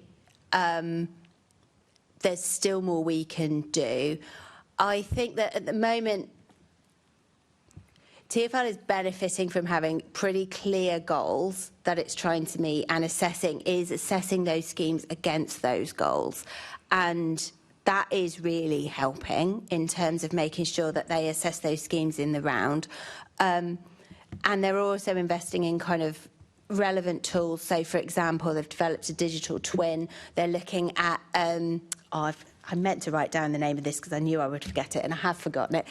They're looking at a new tool that looks at basically being able to do kind of rapid estimates of what's going to happen on their road network to be able to deal with incidents. So I think that they've got really sophisticated tools in place to kind of manage the traffic on the road network that exists.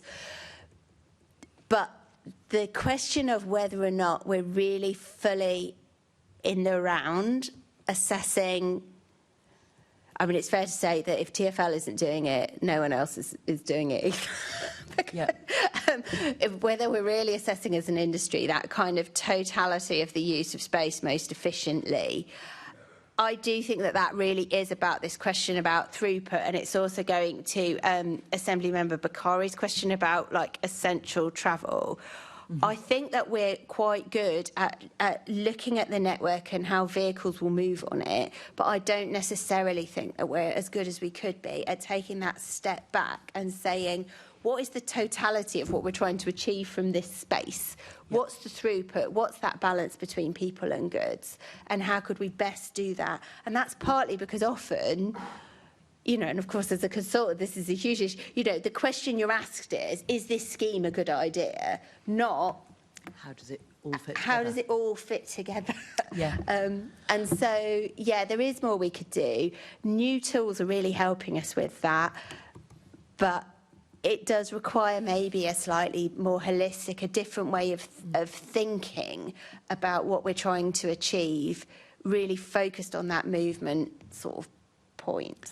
I was just, I mean, sort of, as you've all been talking this morning, I've been thinking back to when Ken Livingstone was mayor and brought in the congestion zone and at the same time all those bus lanes, and suddenly travelling by bus became a really efficient way of getting around. Yeah. And I completely changed the way I was, I mean, I did ride a bike quite a bit as well, but I definitely would use a bus in preference to using a car living in inner London, outside the new congestion zone, because going by bus was just much easier. So all those levers that they use, so upping the price of parking and making it a bit less convenient to use a car, because if you went into the congestion zone you incurred a congestion fee, that kind of at that time there seemed to be a bit of a sweet spot of suddenly the road space all seemed to be being used rather efficiently.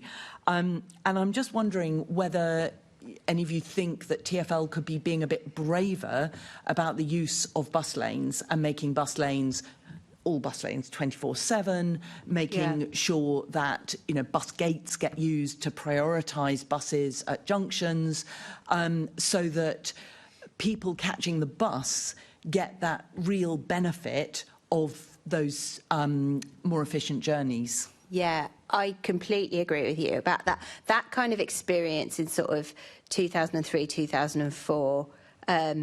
So I was working for TfL on congestion charging in that era. So it's a topic close to my heart.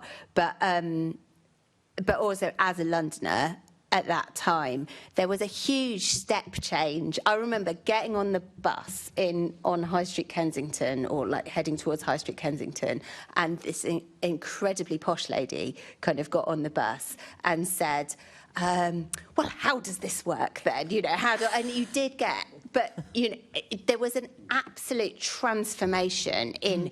The bus kind of became for everybody. There was a huge transformation in bus quality in all the ways. The buses were new, the drivers were trained, you could use Oyster, it was literally cheaper. The quality and the service was radically improved. So you'd got that absolute combination at that time. And I feel now, I left London in 2017 and came back to working in London sort of more in recent years, post-pandemic.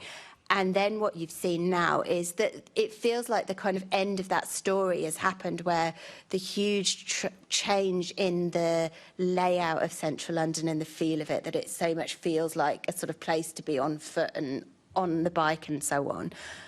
And that was a long journey. That was a sort of 25-year journey that TfL went on to completely transform central London, and where I think the next step is, how do we do that for inner London? It's not exactly the same, because inner London is not the same as central London, but what's the transformative thing we could do for inner London? And I would completely agree with you that the bus needs a lot of love, and it needs that transformative thing. And those, I mean, you'd need to study it, but those solutions might be the right solutions, but it needs that level of kind of intense scrutiny of what are the right solutions for the bus, I think, supported by demand management solutions that go with it, so that you can replicate that transformative change, which I think has been for the good of central London. Central London is a better place for being different. It's, you know, more viable. Just to follow up on that, you think that actually TfL should focus next on inner London rather than on outer London? Because, I mean, what we all hear in our inboxes from casework is that people in outer London want more buses, want more public transport. Do they not need to do both? They definitely do need to do both. I think there's a sort of what you can do is different based on the geography. Inner London is making that move to being like that kind of dense sort of city-type place that John was talking about. And we should maximise the power of that. But also we need to look at turning outer London into the inner London of the 2000s. So it's got to be both. Yeah, I mean, fundamentally, outer London is where most people live and it's where most of the traffic is. Yep. Does anyone else want to come in on that before I move on to the next question? Yeah, Yeah. Can I just... Did you want to go? Oh, yeah, you go. Is that okay? I think the simple answer would be yes, I would support the case for more public transport priority. If you ask any bus operator or any city authority how you get more people on the bus, well, you do it by giving them priority through traffic. And London is still in places hit and miss in that regard. So you do find both congestion on the buses, but also congestion from traffic, preventing buses from travelling in the efficient manner in which they're designed to be.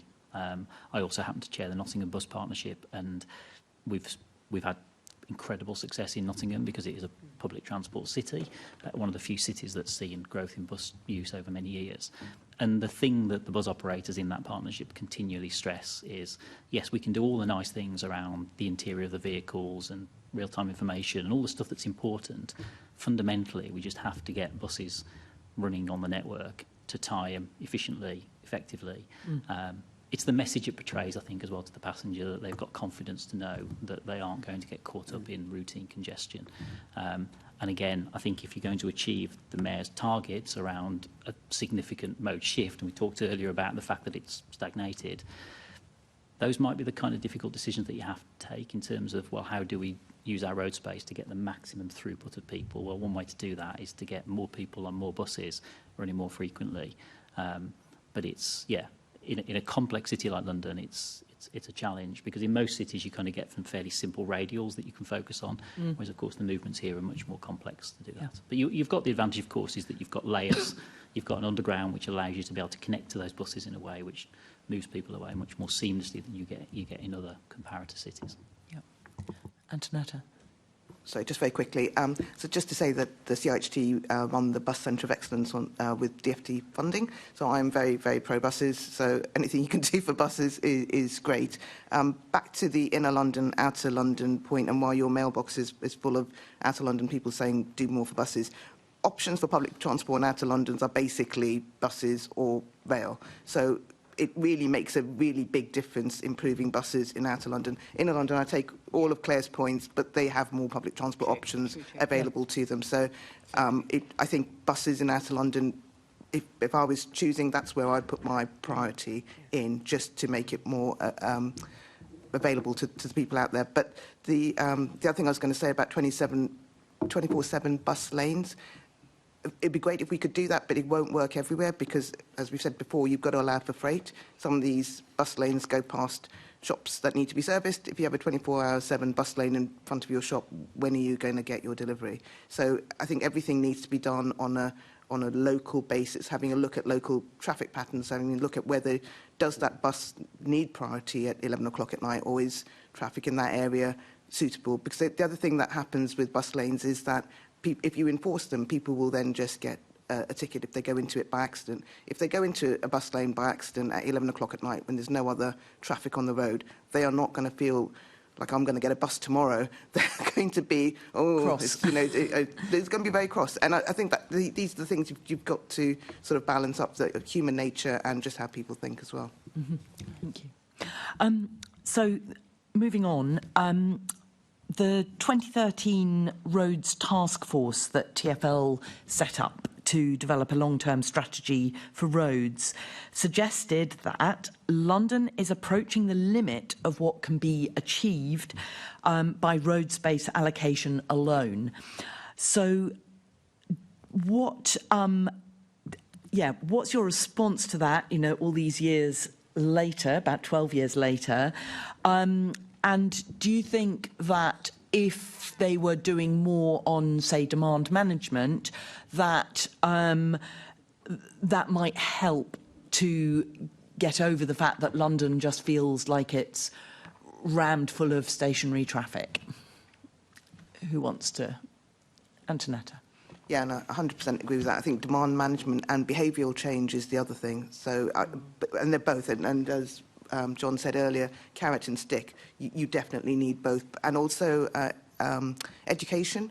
So I think a lot can be done with education, and especially with, I mean, it's a shame that they've all gone now, but the youngsters, when they're in school, actually explaining to them the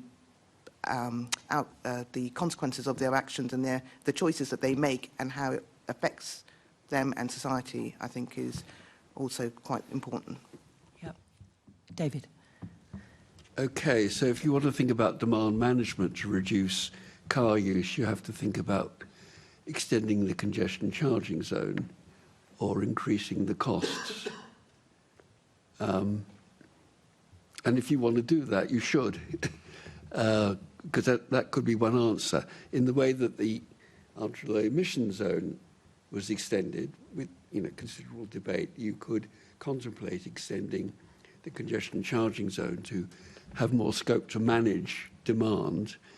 But then you would have to think about the national situation in which we are switching to electric vehicles, and so there's a resulting loss of fuel duty to central government, which at some point might provoke the government to say we need to replace that, both to generate revenue to manage the road network and also revenue for other broader purposes, and therefore we will need some kind of national road charging scheme. And then you would have to ask, would you want a separate scheme for London for congestion charging from a national road user charging scheme to raise revenue? And if the logic takes you to the argument there should be a single scheme, then you have to think how you might get that going. Now, in my view, it is well timed to get this sort of discussion underway, because the time it will take to agree what should be done and adopt technology and roll it out will be quite extended. But it will be relevant to the national objective of ceasing to sell internal combustion engine vehicles by 2030. So if by that time we know what we want to do to replace fuel duty, that gives us some time. So a question for the Greater London Authority and for TfL is, do you want to initiate that kind of discussion, and would you get a response from the Department of Transport or the Treasury to be willing to engage? It's all politically obviously quite difficult, but that's, I think, where you have to go if you're talking seriously about demand management. And I mean, the GLA Act back in 2000 gave the London Mayor the ability to do road charging schemes, hence we have the congestion zone in inner London. But are you suggesting that actually it may have been left too late and central government may jump in there and sort of and do that before London does? Well, I think it's an open question, isn't it? Firstly, does London want to extend the congestion charging zone? And secondly, does national government want some kind of road user charging to replace the revenue that's being steadily lost from fuel duty? Yep. And if the answer to those questions is yes on both sides, then the logic is to talk about what should be done for London and for other cities and nationally in terms of the technology. Thank you. Claire? I was just going to say, on that front, I think, we've got the technology in place generally as a profession, and really specifically in London, you've basically already got the technology in place that you could easily roll out some sort of pricing scheme. So the barriers to doing that are not practical. That it's not difficult to implement that. The real question is it the right thing to do? Is it what people want? Is it acceptable? We've seen, the schemes have been relatively, there's been some real controversies around schemes, not just pricing schemes, but wider demand management schemes like low traffic neighbourhoods. Obviously the Outer London ULEZ expansion, caused controversy. Interestingly, the Inner London ULEZ expansion happened with remarkably little controversy, I would say, which does show that, as we said, London is a different place London is lots of different places. I think that the right thing to do right now is to start having these conversations with Londoners about what they want, what their priorities are, what are those essential journeys that should be on the network, what trade-offs do they want to make? Having those, bringing communities with you. Those schemes will only be a good idea if you can bring the communities along with you and people feel that it's for them and with them. And that's really where the barrier is. We could basically turn on a scheme fairly easily. But what is the scheme? How do we make that scheme acceptable? How do we make those trade-offs between the need to kind of use that road space the most efficiently, the need to have the safest road network, but also the recognition that people are not just in their cars for fun. They're in there and they might not have a good option available. I think that's the conversation that we need to be having, and where there's sort of the real opportunity. Yeah. So lots of big conversations needed. Big conversations needed, yeah. John, did you want to? Yeah, can I just briefly add? I think the framing of the question's critical, actually, when it comes to travel demand management measures.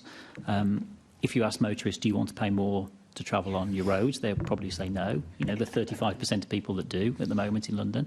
But if you ask the 65% of people who use buses, tube, walk, cycle, would you like to have a much enhanced urban realm that allows you to enjoy your city in a more civilised, respectful way? They probably all massively support it. And so I think that the skill is in how you navigate that space and gain acceptance for what on the face of it looks like a pricing mechanism, but could be presented as a mechanism by which you can create that place that the city wants to be. And I touched on it earlier about Nottingham and the workplace parking levy. I've been astounded that other cities haven't followed suit, if I'm honest, because it's just been a dream ticket for Nottingham. They introduced it in 2012. The powers are there for any city to do it, so it could apply to the suburbs of London equally as the city. And it brings revenue year in, year out. It's very low maintenance. It's 5% of costs. It only costs 5% of the running costs to allow it to happen. And it's allowed the city to really radically improve its public transport offer. And now Nottingham is a small city. It's the 10th biggest city in the UK. But if you think about the ability to be able to introduce something which is relatively contentious, but in a way that brings your business community on board, there are some really valuable lessons to be learned, I think, about how that was done and how it operates now, rather as in a very benign way, but gives the city like a fantastic opportunity to invest in the alternatives to the car. Yeah, they've got a whole tram system, didn't they? Yeah, I think. Yeah. I mean, it's really important that they introduced it on the back of a big bit of infrastructure. I mean, they got the businesses on board by kind of creating the narrative of that, look, if you want the outcome to be an extension of our tram system, the way to achieve that is by having a small cost per parking space that's paid either by the employer or the employee, ideally. So actually the mechanism works in a very clever way, because individuals have a choice to make. Do they pay for their workplace parking space, or do they choose the lower cost new alternative, which is the tram and the enhanced bus network? And so, yeah, I mean, I can't really talk too much more about it today, because I probably could talk for hours on that subject, but there are definitely lessons to be learned, I would suggest, that the ways in which you can introduce travel demand management measures without it feeling just like it's another cost on the motorist. Yep. Thank you very much. Thank you, Chair. Thanks very much. Assemblymember Boff with a question he promises me is very short. Yes, with regard to road charging, which we've talked about at length here, it's not really about prioritising essential journeys, isn't it? Is it? It's about only letting wealthier people use the road. That's ultimately what the objective is.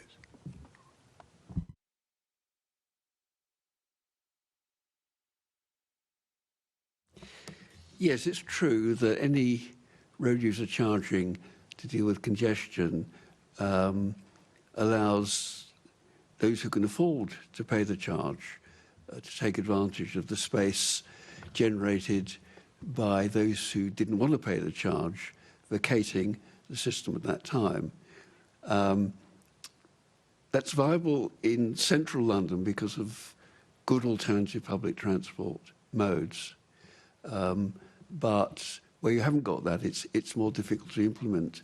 And to make a more general point, we were talking earlier about gender aspects of travel.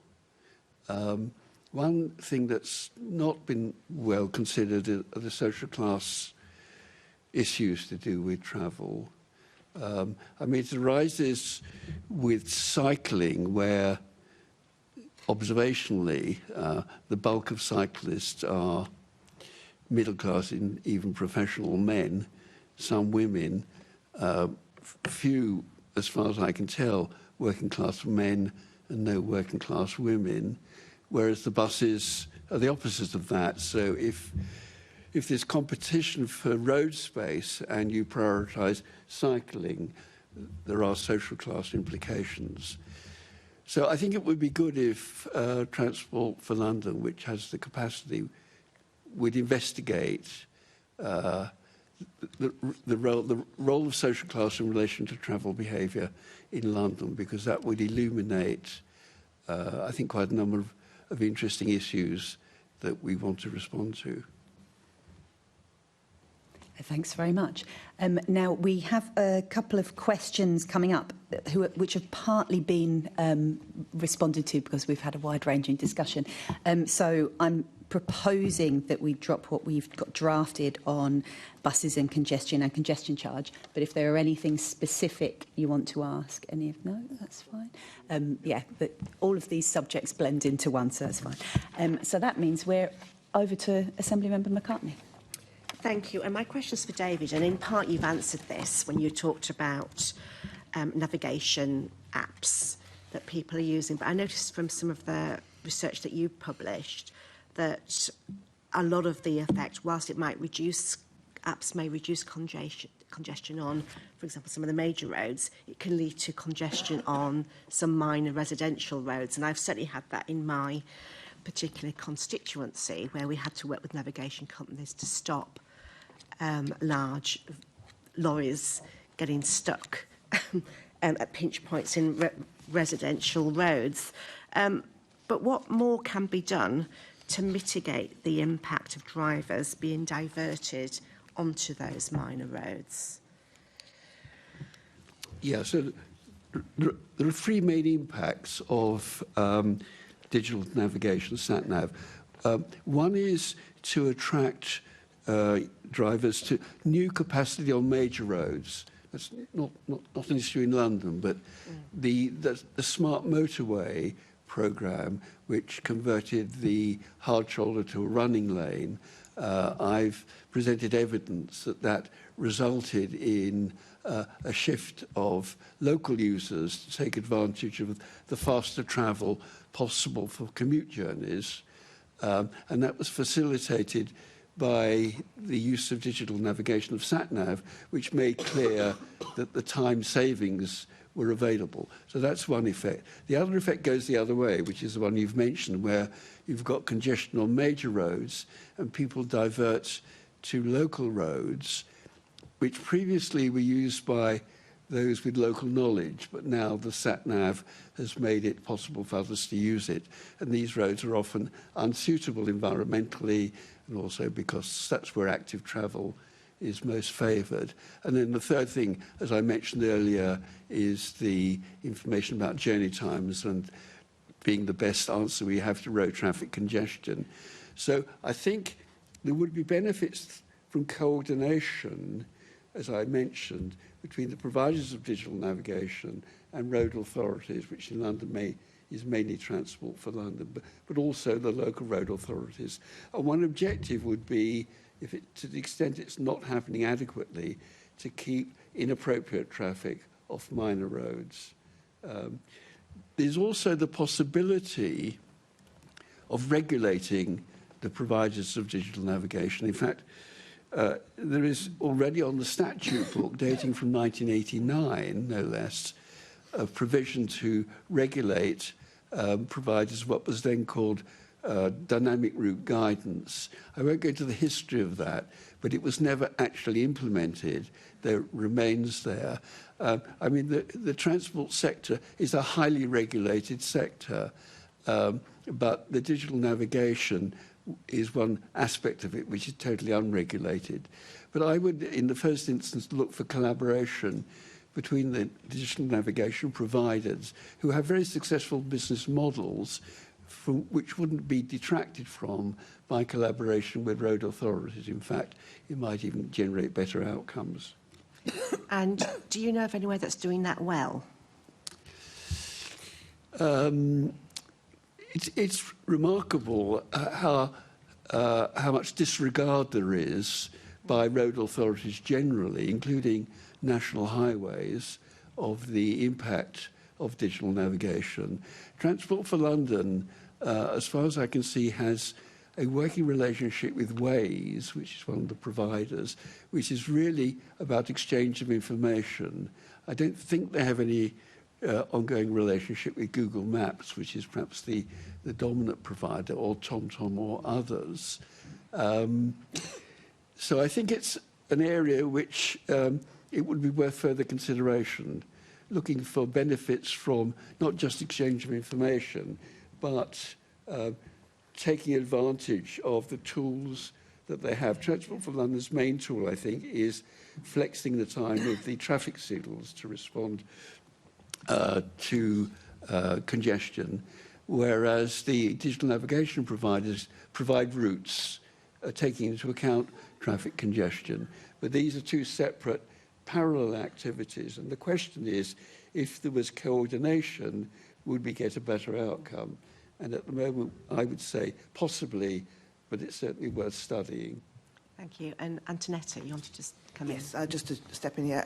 So I used to work for a local authority in London, and we discovered that you could actually contact Google Maps and Waze and provide them information. But I'm not too sure how many local authorities know that. That was information that was from top down to say this is how you do it. And I think a useful function that Transport for London could do would be, as David says, to provide some kind of portal to actually say, for local authorities to say, you provide us with all your information about where you're seeing problems, and we'll be at one point, as a strategic road authority for London, to provide it to the navigation apps as speaking as London. And I think it would also, so as well as having one for professionals, so one for local authorities, also having a similar kind of portal for residents would also be quite useful. And then we could kind of compare and say, well, you know, where are these problems and what can we do with them?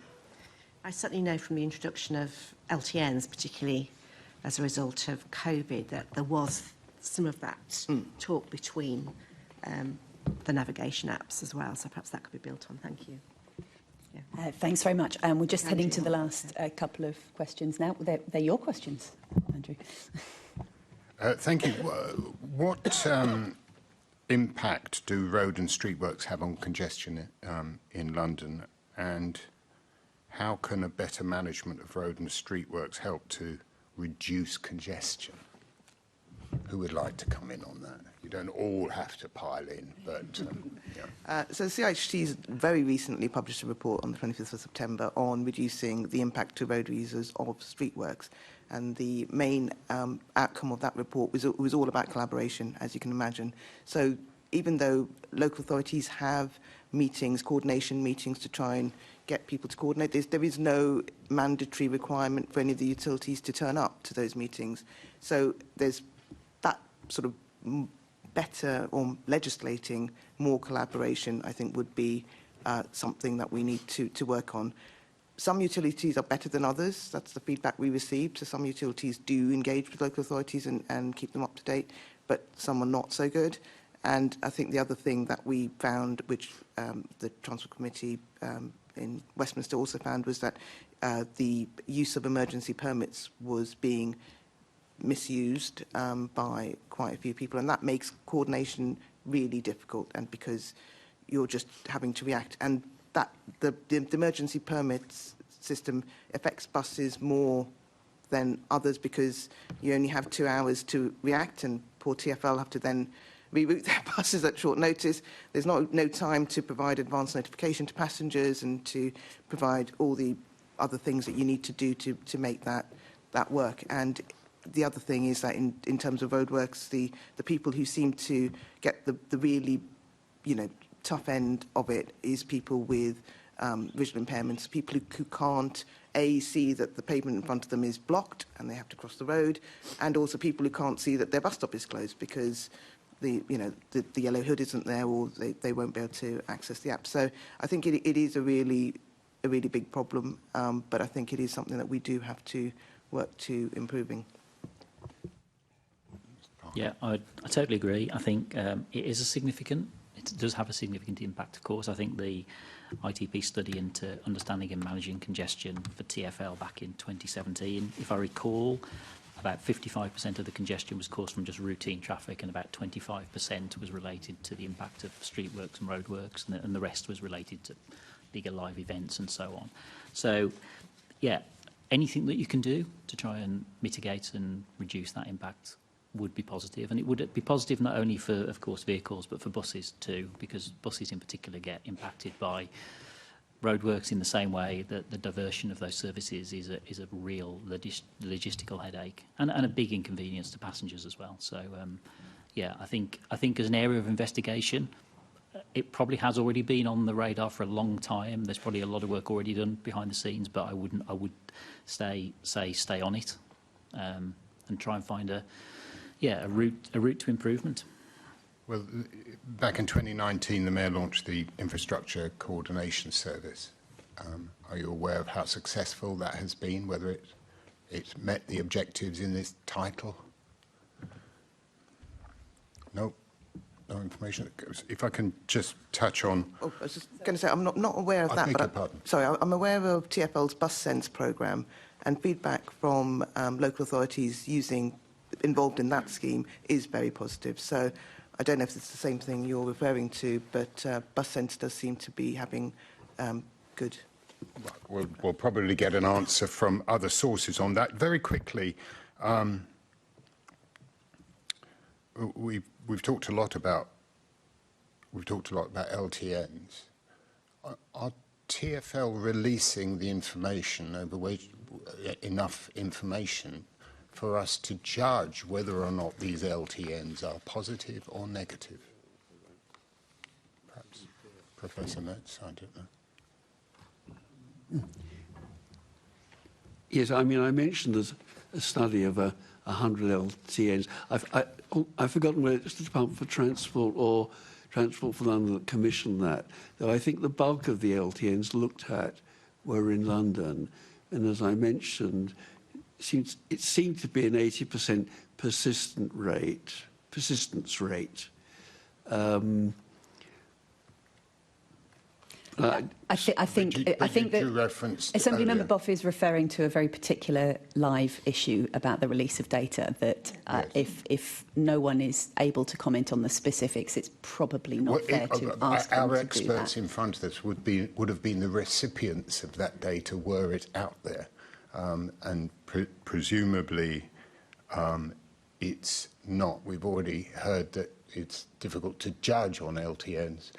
I think we might be stretching the evidence that we're getting here. Evidence I've just heard. No, that's fine. But you are trying to get them to comment on a very, very particular live issue, and that doesn't really seem fair. I'm not seeing any lights going on in eyes over there, so I think that's unfair. It's fair to say that our experts who are on top of the data don't seem to have received the data that they need to comment. So that's we will refer to the transcript. Okay, that's fine. Assemblymember Russell. Thank you. I just wanted to go back to something that Antonetta touched on, which is the impact of roadworks and diversions on people who are mobility impaired or vision impaired. And just wonder if any of you are aware of anywhere where there is really good practice in terms of setting up roadworks, streetworks with diversions that don't leave signs in the middle of the pavement and kind of ignore the convenience of people who are walking and cycling past those roadworks. So if you're aware of anything anywhere in the country, thank you, Antonetta. So TfL's Streetworks team have a group of people that they take to streetwork sites, and they will assess on the accessibility of the streetwork sites. So I think that is a really, really great example of what you need to do. I know that the council I used to work for before also has their accessibility group, does the same thing in that local area. They go to sites and they will give comments back to the site person on how they put their signage and, you know, whether the ramp's too steep or what they need to do. So that there is good practice out there. Diversions is a lot harder because with bus diversions, you can only go on certain size roads, and also a lot of, even if the road is big enough to take a bus, if it's not a bus route, often you will get residents on that road saying, I don't want a bus down my road, I didn't buy my house to have a bus trundling past. So there's often a lot of local opposition to buses going on diversion routes. So TfL do tend to stick to bus routes, and because of that kind of limits where buses can be diverted. And when you take into consideration things like bridges, so sometimes you might have the diversion route would only take a single decker because there's a low bridge, but the bus that needs to be on diversion is a double decker. So so where I live, my diversion route was, I mean, I don't know how many miles it was, but it was a very long, it was at least 10 bus stops got skipped because of this bridge, and the double-decker couldn't go under the bridge, so it had to take a much bigger diversion route. And I think that the diversions of buses, when we're talking about, given that for some people that is their only mode of transport available to them, if you're missing out 10 stops, it is a huge, huge problem. I mean, walking for some people even to the next stop because you're missing it is too much. So it is something that, yeah, I think when a roadworks are on a bus route,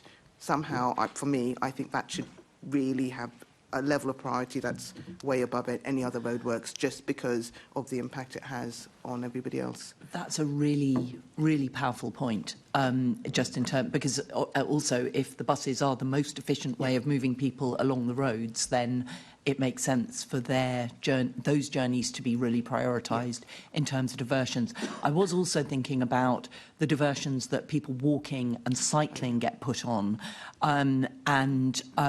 I mean, you know, if you spend any time online, there's people constantly posting images of badly placed signs and, frankly, dangerous places that people are expected to go either on foot or on a bike, and that it feels as if the people posting say it feels as if the diversion routes are being set up only by thinking about the motorised traffic and not thinking about the other users of the road. So it was just whether there was anything, and I take the group, I know about that group that you were talking about that look at accessibility, but that doesn't happen for every roadwork. And I just wondered if anyone knew of any sort of good practice of kind of having like a sort of a check on safety, that wasn't just about vehicle safety, but was also about the safety of people walking and cycling past those roadworks. I was going to say, this is probably a good time to plug the CIHT report last year called Creating a Public Realm for All, which looked at how to make the public realm more accessible, and it had a section on it on maintenance, routine maintenance, and also street work. So I would recommend people have a look at that. Thank you. Thanks. John, were you wanting to jump in? I was just wanting to stress the importance of ensuring that you recognise all users on the network. So I was involved in a study for DFT looking at the supply of mobility services some years ago, and it was a very harrowing study because we spent a lot of time talking to various disabled user groups, and you understood firsthand the real day-to-day practical challenges those people faced, in the fact that one gap in the network was of course enough to make the whole journey impossible. Yeah. So one step is just one step too many in that regard, and particularly during roadworks or particularly during street works, the rather casual way in which that the signs were being kind of cast around without any real regard for what that would mean for somebody who wasn't fully mobile.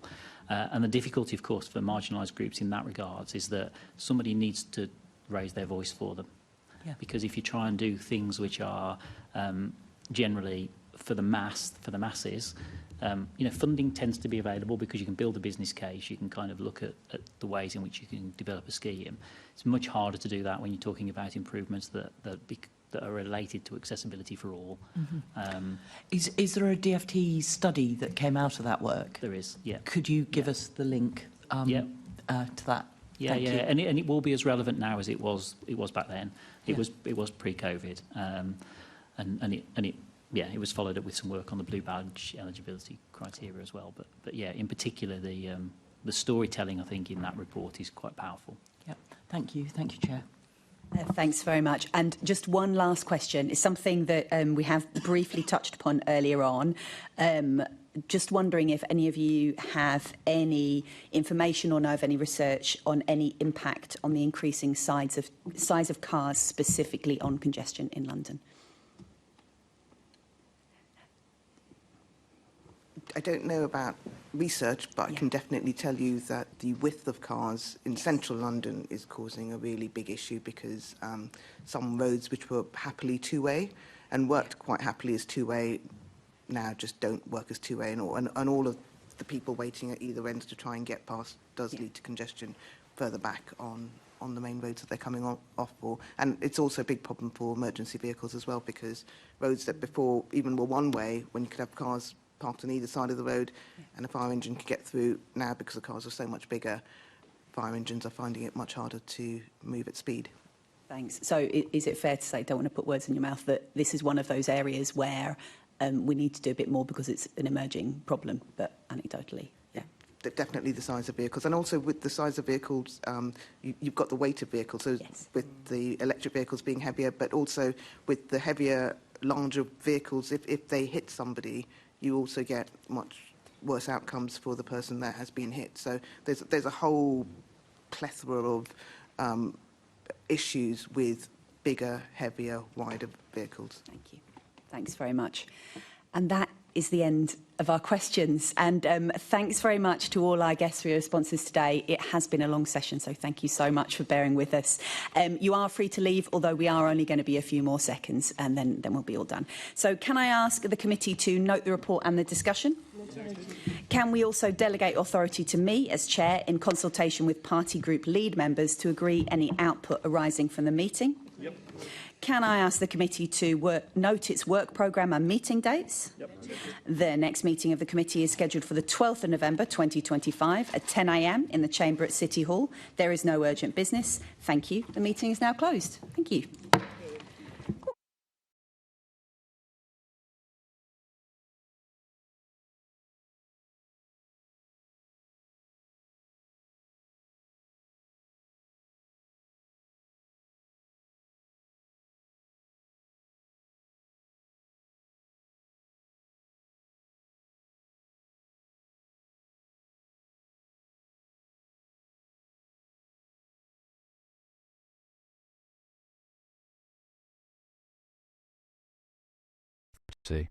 Please stand by.